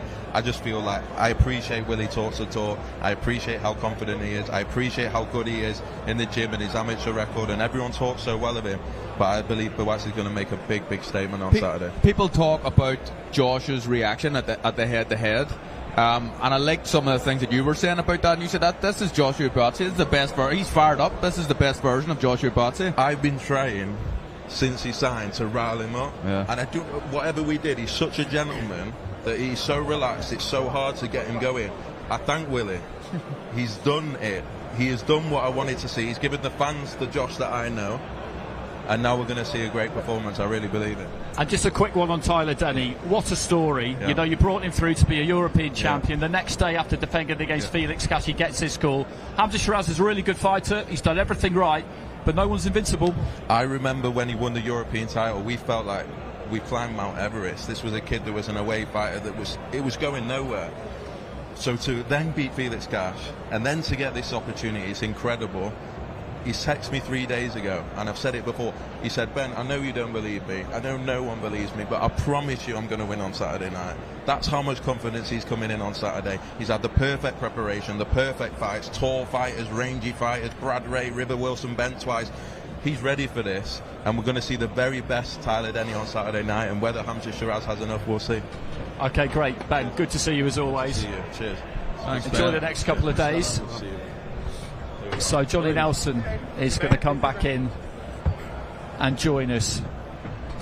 And Moses, I'll just bring you in on that conversation we were having before those two came up in terms of kind of fight day rituals and preparations. I mean, it's early on for you, but how are you with all of that? Any superstitions, anything in particular? Nah, not really. I guess my ritual was training hard. I never really had like. Maybe when I was in the European Championship as an amateur, I had 4 fights in 1 week, and the first fight I went and I stopped the kid in the first round, and then like I don't know why, I just thought let me wear the same boxers for the second fight. I went and I stopped him in the first round again. Did you wash them? Say that again? Did you wash them? Didn't wash them. No. Didn't wash them. No, didn't wash them. No. Nasty. And then I was like, you know what? Let me see if this will work for the third fight. I went in, I stopped him again in the first round. And then I was like, listen, I've come 3 fights now. Oh, no. I might as well wear it on the last day. It wasn't like I would wear it the whole day. I'd literally put them on box, and then I used to hang them up on the window just to let it get some fresh air, but I don't really know. That's 4 days wear, 1 way inside out, 2 days inside out. Sweating as well, in the sweat and everything. No, listen, I got four knockouts in 1 week. Do you get what I mean? First round as well, so I don't know. You know, in our gym, Junior Whitty, his nickname was Stinky, right? Because he'd take his training gear off after he's trained and put it on the radiator and put it on the next day. So his nickname was Stinky. You're getting yourself a nickname, man. No. Listen, I used to put like a kilo of Hugo Boss aftershave on it, so it doesn't smell too bad. No, in his defence, I watched that competition. I watched those fights. They were all first round knockouts, and some of them were quite quick. So it's not like he was. You know, I still have them. Nah, do you know what? No, because they were Under Armour in it. So, but apart from that, I've never really had no ritual, nothing, none of that. I'm just always interested in how people just pass that time, basically, because you go to the venue in the evening. It's always occurred to me that it could be a long day, and it's important. And he mentioned it before. Josh came up. That ability to be able to, in the ring, be constantly vigilant but also loose, to be on point but relaxed, because if you're not, then your tank just empties really, really quickly. I mean, if you feel like you've got to grips with that early, then that's a brilliant thing, isn't it? Yeah, I think so. I think the big man certainly has that. He boxes with a a sense of fluidity, not like your typical heavyweight. He's faster hands than any other heavyweight that I've seen recently. He's better head movement, and some guys are a bit, I suppose, a bit stiff, some of the heavyweights, but I think Big Moses isn't your typical heavyweight. And let's just have a quick chat about the impact of Riyadh season on the heavyweight division, because we've got a heavyweight fight top of the card here. We have Fury against Usyk. We've had Joseph Parker against Deontay Wilder and Zhilei Zhang. It hasn't gone well for Deontay Wilder, but Parker and Zhang have really produced some big performances. It's been great for Daniel Dubois, boxing out in Saudi Arabia twice. For Anthony Joshua, of course, it's been fantastic, because they're making the really big fights. But it's not like they're making one a year. You know, you can box 2-3 times in a year on Riyadh season if you keep winning, which is just great for the division. Yeah, absolutely. I mean, the fights that people were talking about for years and years are now suddenly being talked about, and with a real sense that these are actually going to happen. And that's obviously down to the backing of the Saudis. And boxing's in a really, really healthy place right now. You know, we're up here sharing Johnny's Sky pundit, I'm TNT, your Sky, we had the Zone guy. You know, it's just, this is not normal, but it's good, and it's good for our sport. No, it absolutely is. Just the spirit of collaboration in general, and it shows what can be achieved. And we all know that the resources that are behind it are a big, big part of that. But the more people get used to kind of dealing with each other and working with each other, the more normal it becomes, the better chance there is that it'll continue. Basically, you've got a responsible adult that's got everybody's heads together, crack their heads together and say, come on, what are you doing? The only people that suffer if you don't work together is you and the fans. So this, I like this. I think the fans benefit, we all benefit, and at the end of the day, boxing benefits, the fighters benefit. I'm an ex-fighter. I love hearing about fighters getting paid well. I love hearing fighters succeed. I love stories like Tyler Denny, living in a one-bedroom flat, winning the European title. Now he's boxing on something like this. This is life-changing money for him. That's what boxing's supposed to be about, because it's the only sport, Brennan always said it, where you can legally get killed. It's the only sport where when you're done, everybody's forgotten, then you've moved on to the next one. So I love it when the boxers benefit. So everybody working together, that's the most important thing to me. And so the vision, ridiculously spot on, and it's common sense. I can confirm Anthony Joshua has arrived. Daniel Dubois has been here for a little while, and it's quite interesting, that dynamic during the week, because at the face-off on the Monday, Dubois was in position and Joshua kind of made him wait. And then yesterday, Joshua was on last at the Open workout, so the grand arrivals, Joshua took his time. I think when they're in this kind of situation where you're going at the same time, basically, that's what Joshua's going to try and do. He's going to try and make Dubois wait for him. I think that AJ is the type of person, and Moses will probably be able to talk about this better than I will, but I get the sense that he's the type of person that thinks about everything he does, doesn't make rash decisions. Everything's a thought process, and it's already been pre-planned before he actually does it. So I think that he's playing games. Yeah, that's what he's doing with that's why he's late today, that's why he's going on last, and I think that's just little things to try and irk and, I suppose, almost undermine your opponent. I mean, you used to enjoy that side of it, didn't you? You were talking about it earlier. You used to relish the opportunity to kind of score a few little points over your opponents in fight. Well, you felt that it mattered. Yeah, we did it in our gym. It was mind games. You rattle the body, you rattle the brain, you stampolize the body, you get one up. And if you can get your opponent to be angry or disrespect you or whatever, then you've got them, because they're deviating away from the game plan. So that is more as important. I think Angelo Dundee once said, no, it's Customado once said, character is as important as talent. And so character of a fight, if you've got two fighters of the same ability, the one with the character will always come out on top, because he knows he's got something special about him. Look at people like Ali, beat most fighters before they got in the ring. Mike Tyson beat most fighters before they got in the ring. So it's just a case of what mask you're going to wear. Do you want to play the passive game and just hang about and make them wait for you? You want to be in the face, being aggressive, or you want to do a Willie and try and wind somebody up? It's just, boxing's not just about boxing. There are many amazing fighters out there that can't sell a ticket, and you'll never know who they are. So you've got to be smart and think yourself as a business. So Daniel Dubois backstage, looking very, very smart. Josh Warrington, the only one in the undercard press conference who went for the suit and tie. I love a suit and tie. I think the press conference, I think it sends a good message out to really dispense with the tracksuit, but I'm old school. So, Moses, just going back to Riyadh season in general, I mean, the timing of this whole thing, this whole revolution for you has been absolutely amazing, hasn't it? Because you were a few fights into a pro career, then all of a sudden, there's this big vehicle which you can get on, and your promoter is right in on the ground floor. I mean, it could hardly be better. It's phenomenal, really. Like, I went to watch the Olympics the other day, last month or a couple months ago, and I was thinking, like, Olympics is nice. Did I make the right decision? And then, like, I look back and, like, Saudi and, like, even training with Tyson, I was like, do you know what am I talking about? Like, the experience that I've had, I can't even ask for nothing. But it's not even with the Riyadh season, even the undercards that I've been on, like Better BF Yard, and even all them fights like that. I'm truly blessed to be in a position that I'm in, and I always want to strive for more. And I'm taking it all in, like watching all these fighters perform Saturday night. I know I'm gonna sit there having goosebumps, and I'll be like, I can't wait till it's my time. But yeah, no, it's been huge. It's even like Saudi Arabia. Like, I've visited there like five, 6 times. Like, I've been there more times than I've been back home. So you can say that Saudi Arabia is my second home now. But I do enjoy it. I do literally enjoy the events they put on and everything. It's been phenomenal. And also, Johnny, in terms of the kind of landscape of the heavyweight division, you look at the top fighters. Usyk's 37, I think. Fury's a couple of years younger. Anthony Joshua's 35 soon in mid-October. Joseph Parker in his 30s. Zhilei Zhang is 40.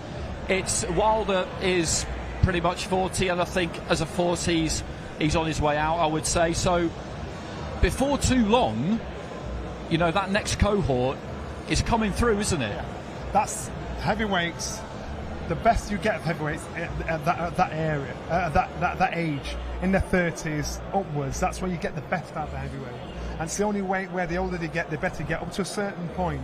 Then the young boys coming through, the young guns coming through, they're the ones that you can try and pick out. They're the ones that you'll know this hype about. They're the ones that you'll think, you know what, keep an eye on him.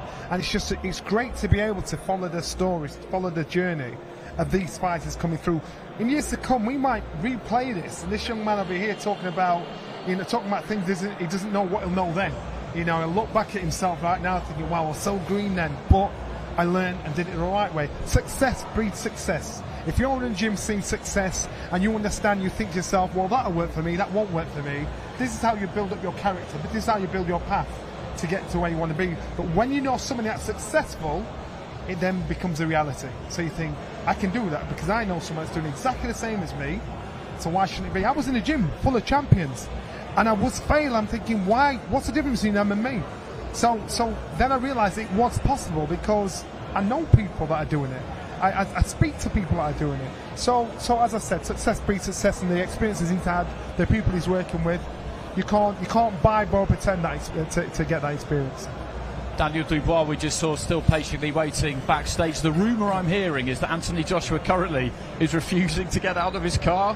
I don't know if that's 100% true, but the entertaining thing about that image is that there will be somebody, some poor person, probably a stage manager, a floor manager from DAZN, who will be told that it's his or her job to go and get him to leave his car. And that's not a job anybody would want. That's easier said than done. But just to go back to what we were talking about, Carl, this current crop who have been very successful, they've delivered huge fights. They don't have long left, do they? I think it's fair to say that. They give varying forecasts on how long they'll stay in. Fury said sometimes he wants to box until he's 40. Anthony said the same thing, but this is a hard sport. Hard sport, and if they're all going to be fighting each other, there's Anthony Joshua and I, but if they're all going to be fighting each other like they are, they're hard fights as well, and they can have an effect on how long you stay in the game for. But I don't even, 40's not even that old for a heavyweight these days. There's been, you look at what Bernard Hopkins done, he wasn't a heavyweight. George Foreman done it before him, he was a heavyweight. So I think the guys that you're talking about are in their prime years right now. Okay, let's hand over to Michael Ladies Buffer. and gentlemen, in approximately 52 hours, two of the very best, hardest-hitting heavyweights in the world today will step into the ring at the legendary Wembley Stadium, London, England, in front of 96,000 fans, a record crowd for boxing at that stadium. And it's Riyadh Season Card Wembley Edition, an event for boxing fans around the world. All brought to you by Riyadh Season and the General Entertainment Authority, GEA, with Frank Warren for Queensberry Promotions and Eddie Hearn for Matchroom Boxing.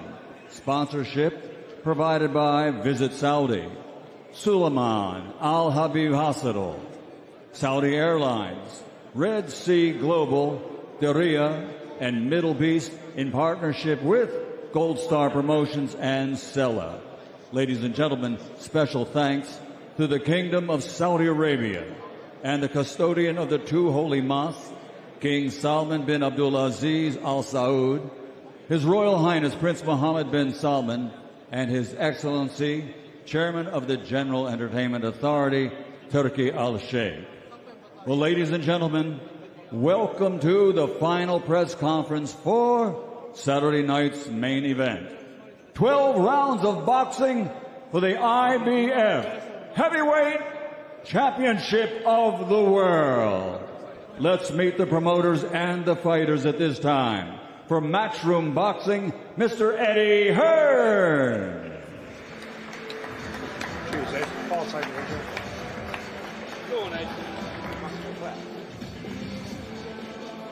And please welcome, for Queensberry Promotions, Mr. Frank Warren. Cheers, Frank.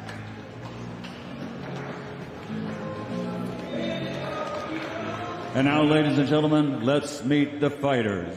From London, England, 23 fights as a professional, 21 victories, 20 KOs. That's a 90% KO to victory ratio. He's the former WBA heavyweight world champion and the current reigning and defending IBF heavyweight champion of the world, Triple D, Daniel Dynamite Dubois.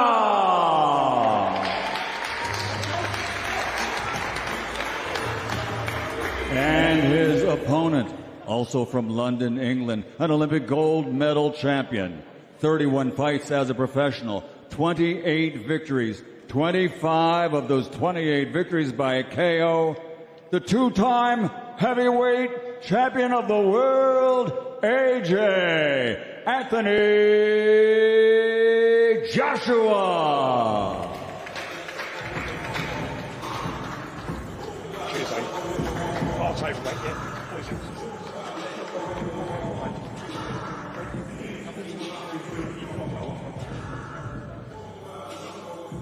And now, ladies and gentlemen, let's turn this press conference over to our host, Mr. Ade Oladipo.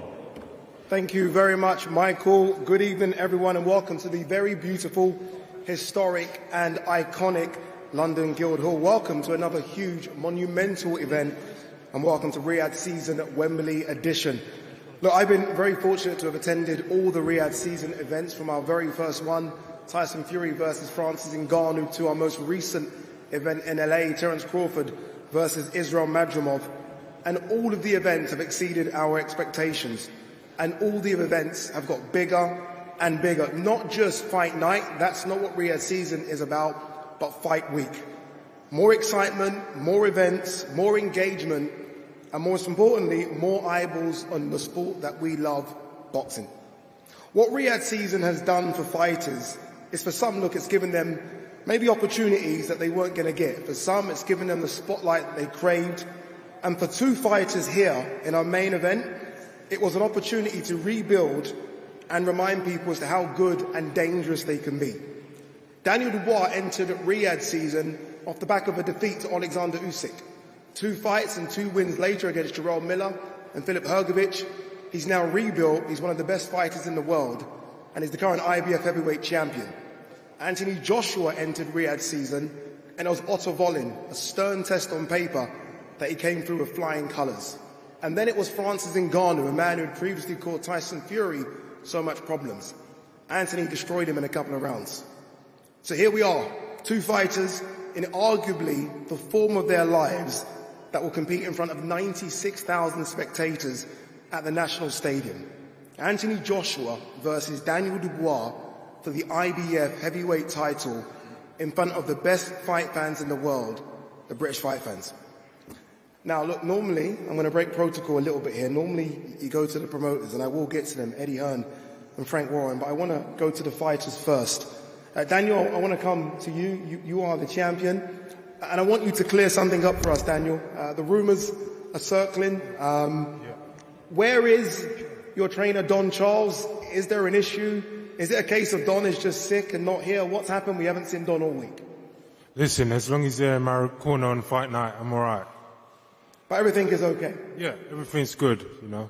Okay, that's good to hear. Let's move on from that and let's put that rumour to bed. All right, let's start with you, Daniel, again. You are the current IBF heavyweight champion. You can see that the camera is here. This is a fight of extreme magnitude, right? They're saying this is the biggest British fight card we've ever seen. You headline it. How are you feeling? How's preparation gone? Everything's gone well. Training camp's gone brilliant. I'm ready to fight. Let's go. That you are, I know. You've wanted this fight against AJ for a while, not just after the Hrgovic fight, before that. You've called him the king. You said you're the king slayer. Why have you wanted this fight against Anthony Joshua so badly? Well, it's a resurrection story of my career, and, you know, I'm just on a roll right now, so, you know, I just want the biggest challenges and make a name for myself and create history. You've had some ups and downs, like every fighter, every top fighter. The ups recently have been very, very good. Jarrell Miller, Filip Hrgovic. When did it switch, Daniel? When did you realise that you are one of the best heavyweights in the world? When did it click that you can compete at the top table? No, I've always known that. You know, I haven't got too much to say right now. I'm just ready to go on Saturdays. It's a great show, and I can't wait to go. Yeah, but let's move on. I'm going to come back to you, Daniel, though you are going to answer a few more questions, hopefully. AJ. Here we go again, right? You've been there, you've done it, you've seen it all. You've been in big events. You've been in big events since you turned pro. What's it like to be at another big event, Riyadh season at Wembley, home of what I think was your biggest success against Vladimir Klitschko? What a blessing. Thanks for everyone coming today, but it's a blessing to be back again, to be able to perform, prove to myself, prove to my team that I've listened to the instructions in training camp, and we're ready to rock and roll.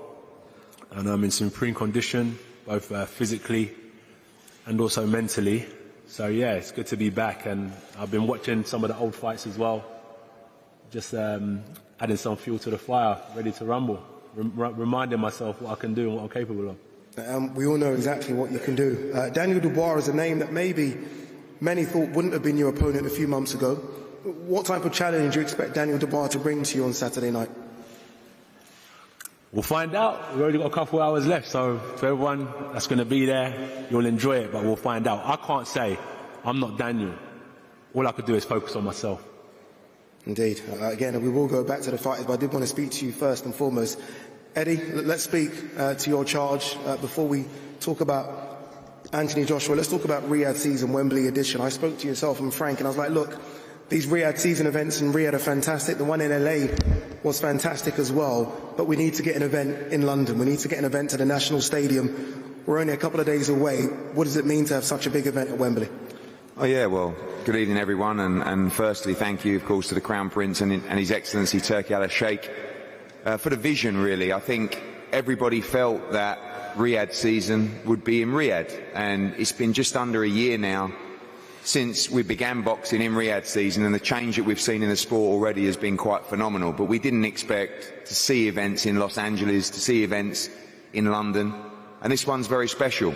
You know, it's the record. It's 96,000, where I think at a time when British boxing needs a shot in the arm, and it's a shot in the arm that's been provided time and time again by this man to my right. You know, I know he's not a fan of plaudits, but you have to give him to him, because we're all very proud of the way he's carried himself since the Olympic gold medal to changing the sport in this country. Every fighter in the country today has benefited off the rise, the performances, and most importantly, the behaviour of Anthony Joshua. He's been a role model.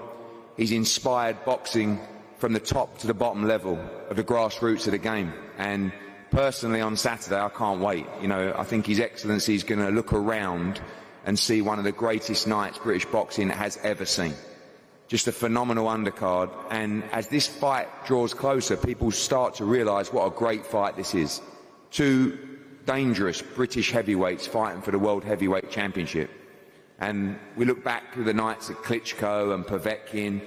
AJ's done it all before, but Saturday will be particularly special. Three-time World Heavyweight Champion, and a list that's so thin: Muhammad Ali, Lennox Lewis. And again, I know he's focusing on the performance, but legacy awaits on Saturday night for the most thrilling night. And thanks to all the promoters and broadcasters and Queensbury and team, Spencer Brown, Gold Star, of course the Matchroom team, 258. It's been a brilliant collaboration with Riyadh Season, who will break records on Saturday night and give us one of the great sporting moments. Proud of Anthony Joshua, a full believer in exactly where he's at. Never seen him so calm, never seen him so calculated, never seen him so confident. I believe with all my heart, three-time World Heavyweight Champion on Saturday, and do not miss it. It's going to be a very special night. Thank you very much, Eddie. Frank, same question to yourself. Obviously, look, you've had Daniel Dubois since the beginning, very much like Eddie's had Anthony since the beginning. You've believed in your man, even with the ups and downs. What a moment for him on Saturday to headline, as we've been hearing, in front of 96,000 people. It is. First of all, again, I'd like to thank His Excellency and the team who made this happen. This is an iconic moment for British boxing, there's no doubt about it. It's in an iconic building. The last few press conferences we've had, they've also been in iconic venues, but this is going to be something special. Two massive big punchers, two really good boxers, both of them on a roll, both of them winning fighters. They both had their ups and downs, not just Daniel, both of them had their ups and downs. And so we are definitely going to see something special. And for me, there's nothing better than two Brits in the ring, in a competitive fight, in a big fight, to get atmosphere, 96,000 people, sold out. It is going to be something special. And Daniel, I do believe, is going to show what he's all about. I've believed in him from day one, and he's come through everything. Trials and tribulations, injuries, lots of different things happening behind the scenes, and he's now sitting here with his belt, and he's not letting it go. He's here to keep that belt, to confirm that he is the IBF champion against a very, very good fighter in AJ, who's been brilliant for British boxing, British sport, a man whose record's been impeccable as an amateur, got robbed as a amateur world champion, won the gold medal, two-time world champion, but then we've got the new kid on the block. And this new kid on the block can fight. He can punch. He's as big a puncher, if not a bigger puncher, than AJ. He can jab, same as AJ, and he's got mobility. He's fast, and he's a good finisher. So one thing's for sure, do not blink in this fight. Do not blink, because from the first bell to the last, it's going to be something extra special. I believe this heavyweight fight could be the Britain's Hagler Hearns. That's how exciting it's going to be. Daniel, I want to come back to you. I know you said no more questions, but I will try and force a few more questions from you, Daniel. You are now a champion, right? I mean, it's the dream from a kid to where you are now. You've got a new IBF belt in front of you. How's the confidence levels gone up since you've become champion? The world title, I need to retain it and hold on to it. So, yes, it's a great thing to have, but I need to legitimize myself by winning this fight. So, I'm ready to go to war and ready for a fight. Do you expect to knock out Anthony Joshua? By any means necessary. Knockout, whatever way it comes. Points, knockout, whatever way it comes, you're ready for it? For sure. AJ? Not been knocked out before? Yeah. A lot of people have said they can knock you out. Francis Ngannou mentioned it before when we did the face-off. Other fighters have said it as well. When you hear those words, is it almost just a case of, okay, you have to do what you need to do as well to get the victory? Definitely. I showed Daniel and his whole team the respect they deserve during training camp, and that's going to put me in good stead on Saturday. So yeah, I'm tough. So is he. As Frank said, we've got all similarities. So may the best man win, really. And good luck to him. Good luck to his team. Thank you to my team for their efforts as well. Yeah, British boxing. One thing when I first started boxing, I said I want to bring the heavyweight division back alive in the UK, and I think we've done that. So well done to everyone here as well. You guys are being very respectful now, which is nice to see. It is a gentleman's sport. I did the face-off for both of you about a month ago, and it wasn't very nice towards the end of that face-off. I had to move back, and everyone accused me of ducking away from it. I wasn't. But you accused him of being disrespectful then. Yeah. What happened for those that maybe didn't get that clip? Why was he disrespectful? It wasn't disrespectful, it was just a phrase I used, but he said, let's go now. And I clicked for a minute. I said, what does he mean by that? And then he repeated it again.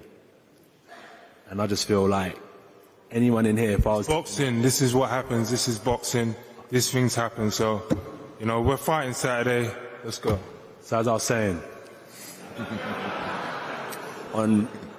at the press conference, I just feel like you should never let anyone take an inch, because I'll end up taking a mile. You know what I mean, Dan? Sorry?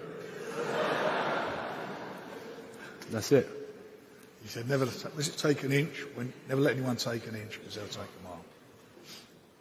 Dan, I've spoken to you all week, and all week it's been smiles. I sense that the switch is now on, because you're a few days away from going to war with Anthony Joshua. Has that switch turned? Because look, we spoke yesterday and you're all smiling. We spoke the day before and it was all smiles as well.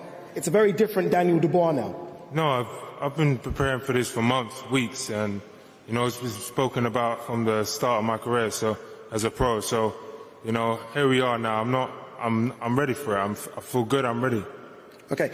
As I cleared up the Don Charles thing right at the beginning, I do want to clear up one more thing. And forgive me, both of you, for doing this, but I do need to clear it up because a lot of people want to know about it as well. This spar that happened several years ago. Now, you, Frank, said in a recent documentary that you heard about the spar and you signed him basically because of that spar as well. Can we clear that up now? Obviously, look, we know you guys are going to fight for the real thing on Saturday, but can we clear up this sparring story, these sparring rumours? AJ? You cracked me with a great shot, and it's my chance to get him back on Saturday. I'm looking forward to it. There you go, Well, we sparred hundreds of rounds, didn't it? You cracked him, Daniel. So you know you can hurt him. It's sparring. Now we're fighting. It's different, you know. I think it's different. Ready to go. Move on now. You can move on now. Oh. Move on. Okay. No tables flying, anything. Let's just keep this one very, very peaceful. Daniel, how do you win? Tell me how it works. I ain't predicting nothing. I'm ready to go, and I'm ready to fight. As expected. Anthony Joshua, how do you win on Saturday? How do I win on Saturday? Can happen in a variety of ways, various ways, but I'm not dependent on punch power, you know. You know what, it takes a lot more than that to be a great fighter. A lot more than that to be a great fighter, so there's various ways I'll win. But I've got the fighter spirit, and that's how I'll go in there and break him down with my spirit. Eddie mentioned that you can be one of those, you know, rare fighters that are a three-time heavyweight world champion. Does that matter to you at this stage of your career, or is it big fights? Nah, I'll tell you, all the accolades and stuff come later, because I always say, it's crazy, you go back to your house on Sunday morning, have the same breakfast, put your clothes in the same laundry basket, nothing really changes, go to the same local gym. So for me, it's just, I just want to compete. I'm glad I've got some of the best challenges in front of me to compete with during my career. Brings the best out of me, so yeah, that's all it is really. I'm a competitive person, and I've got a competition that I need to attend to on Saturday, and I'm looking forward to it. Daniel, final one, don't get upset with me, I'm going to ask you one more. You're walking out in front of 96,000, you are a heavyweight world champion. A lot of people think you've got a good chance here.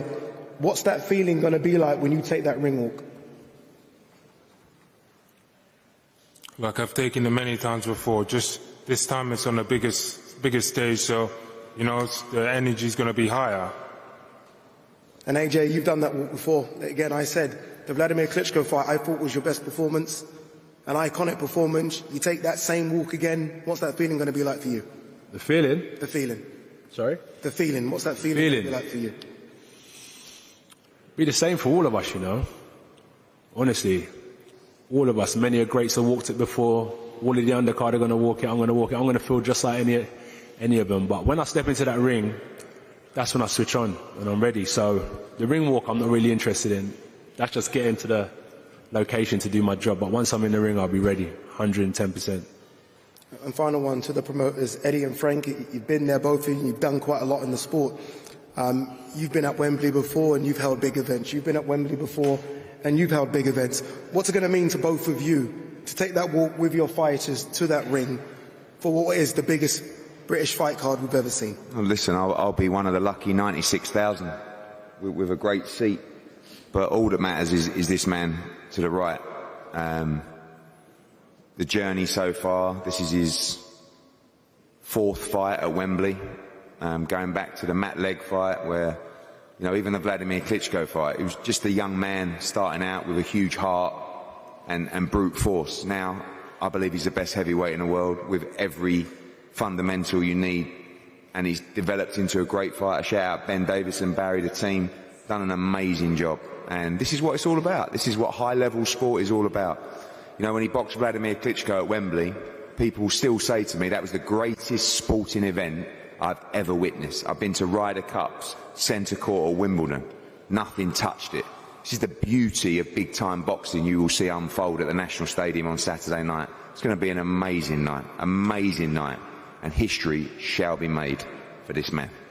And Frank, final one to you. You've had some incredible nights as a boxing promoter. This probably will be one of your biggest, if not your biggest, if Daniel Dubois can beat Anthony Joshua in front of 96,000 at Wembley. Without a doubt. You know, on Saturday night, I genuinely believe that Anthony Joshua and Daniel Dubois are going to provide something that's going to be extra special, not just in boxing, in sport. And I believe that Daniel Dubois will cement his legacy in boxing. We'll find out on Saturday. Is it going to be Ann Still or is it going to be Ann the New? Daniel Dubois versus Anthony Joshua, IBF heavyweight champion. Both fighters are going to pose for photos and do a face-off.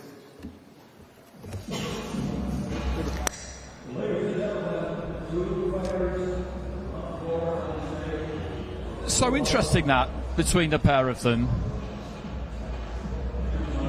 Daniel Dubois was how he has been most of the week. He was on good form, he was kind of bouncy, there was an effervescence about him. He's certainly not cutting any kind of a nervous, shy or awkward figure. The only time we've really seen that, I thought, was when he was just waiting for the face-off on Monday, but since then he's been on good form. And with the promoters as well, you get the feeling that there's so much on the line for the pair of them that, given how experienced they are, they're not going to indulge in any kind of tomfoolery. They know that it's not really going to make too much of a difference at this stage, because what's so fascinating about heavyweight boxing, Carl, is that the stakes when two fighters enter the ring at any weight are always really high, but at heavyweights it's even higher because that level of jeopardy just is greater than it is in probably any other sporting event in the world. And everybody involved in this knows it. They all know what could happen. They're all convinced their man's going to win. Joshua's convinced he's going to win. Dubois convinced he's going to win. But deep down, they know that the bell goes and all bets are off. Yeah, I think I agree with everything you're saying there. I think that both guys look to be extremely confident. They're backing themselves to win the fight. Interesting that he didn't say too much, Daniel, about the Don Charles rumours that we're hearing.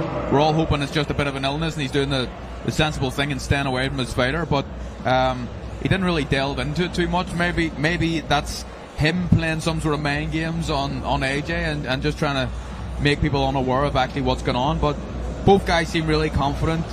AJ's a great speaker, isn't he? Like, he speaks so well, and people listen to him.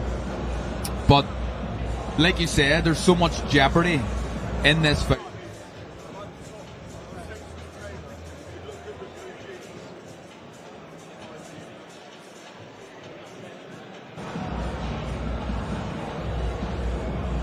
Okay, so Anthony Joshua there with Ariel Helwani.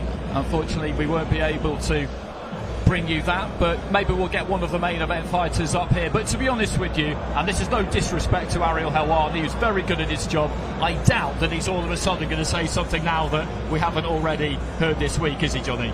No, he's not. Carl got it spot on right.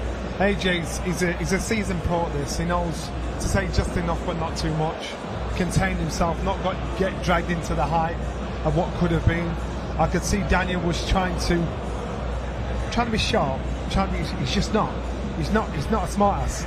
He's not that guy. He can only reply, but he's just trying to create something in himself that is not there. Keep it simple. Keep it plain. Just get on with it. And I think AJ kind of looked at him and thought, I'm not even playing with you. I'm not even going to get into it with you because I'm wasting my time here.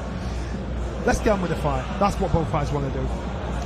We'll get into this tomorrow in mind-boggling detail when it comes to their weights, but of course they don't have a weight to make, but by the look of them this week you wouldn't expect them to be much different from where they've weighed in up their last couple of fights, because they're in good form.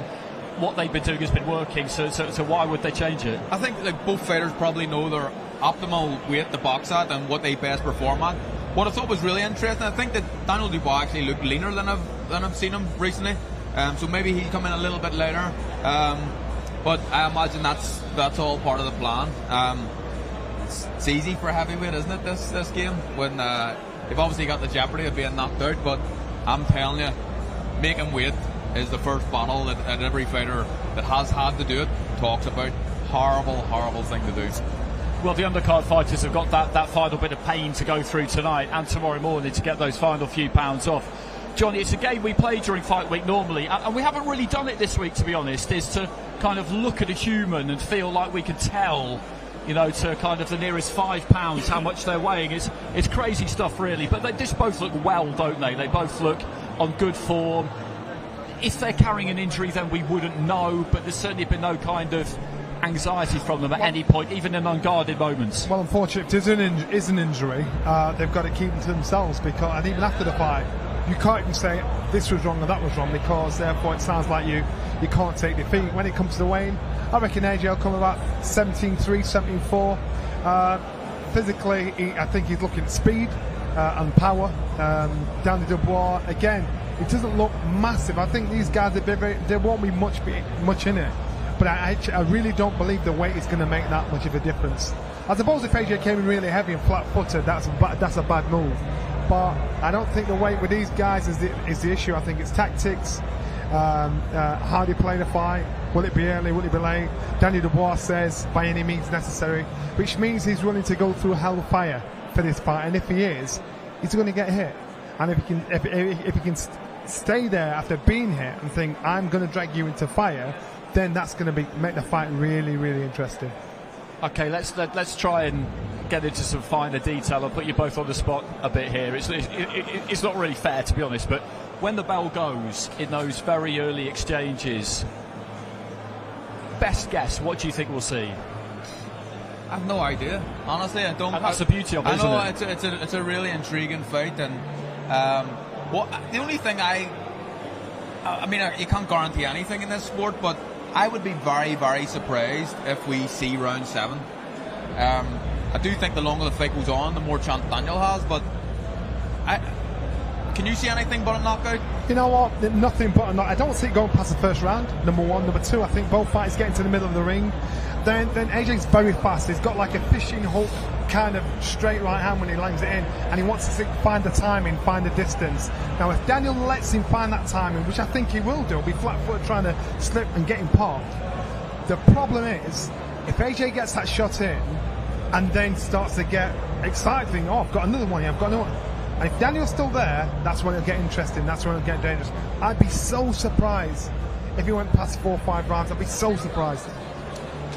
The referee tomorrow for the main event is Marcus McDonnell, by the way. Marcus McDonnell refereed Anthony Joshua's fight against Jermaine Franklin. Jermaine Franklin wasn't too happy with the way that he handled it on that occasion, but Marcus, one of the best we've got under the British Boxing Board of Control, has stayed largely controversy-free, I think it's fair to say, throughout his career. So a very experienced fighter, referee rather, in charge of that main event. Well, gentlemen, thanks very much for your company. Thanks to everybody else who has joined us. It's been an absolute pleasure to be here live from the Guildhall, a different kind of a setting from a press conference. Join us again for the weigh-in tomorrow, which will start, first fighters on the scales, I believe, at 6 p.m.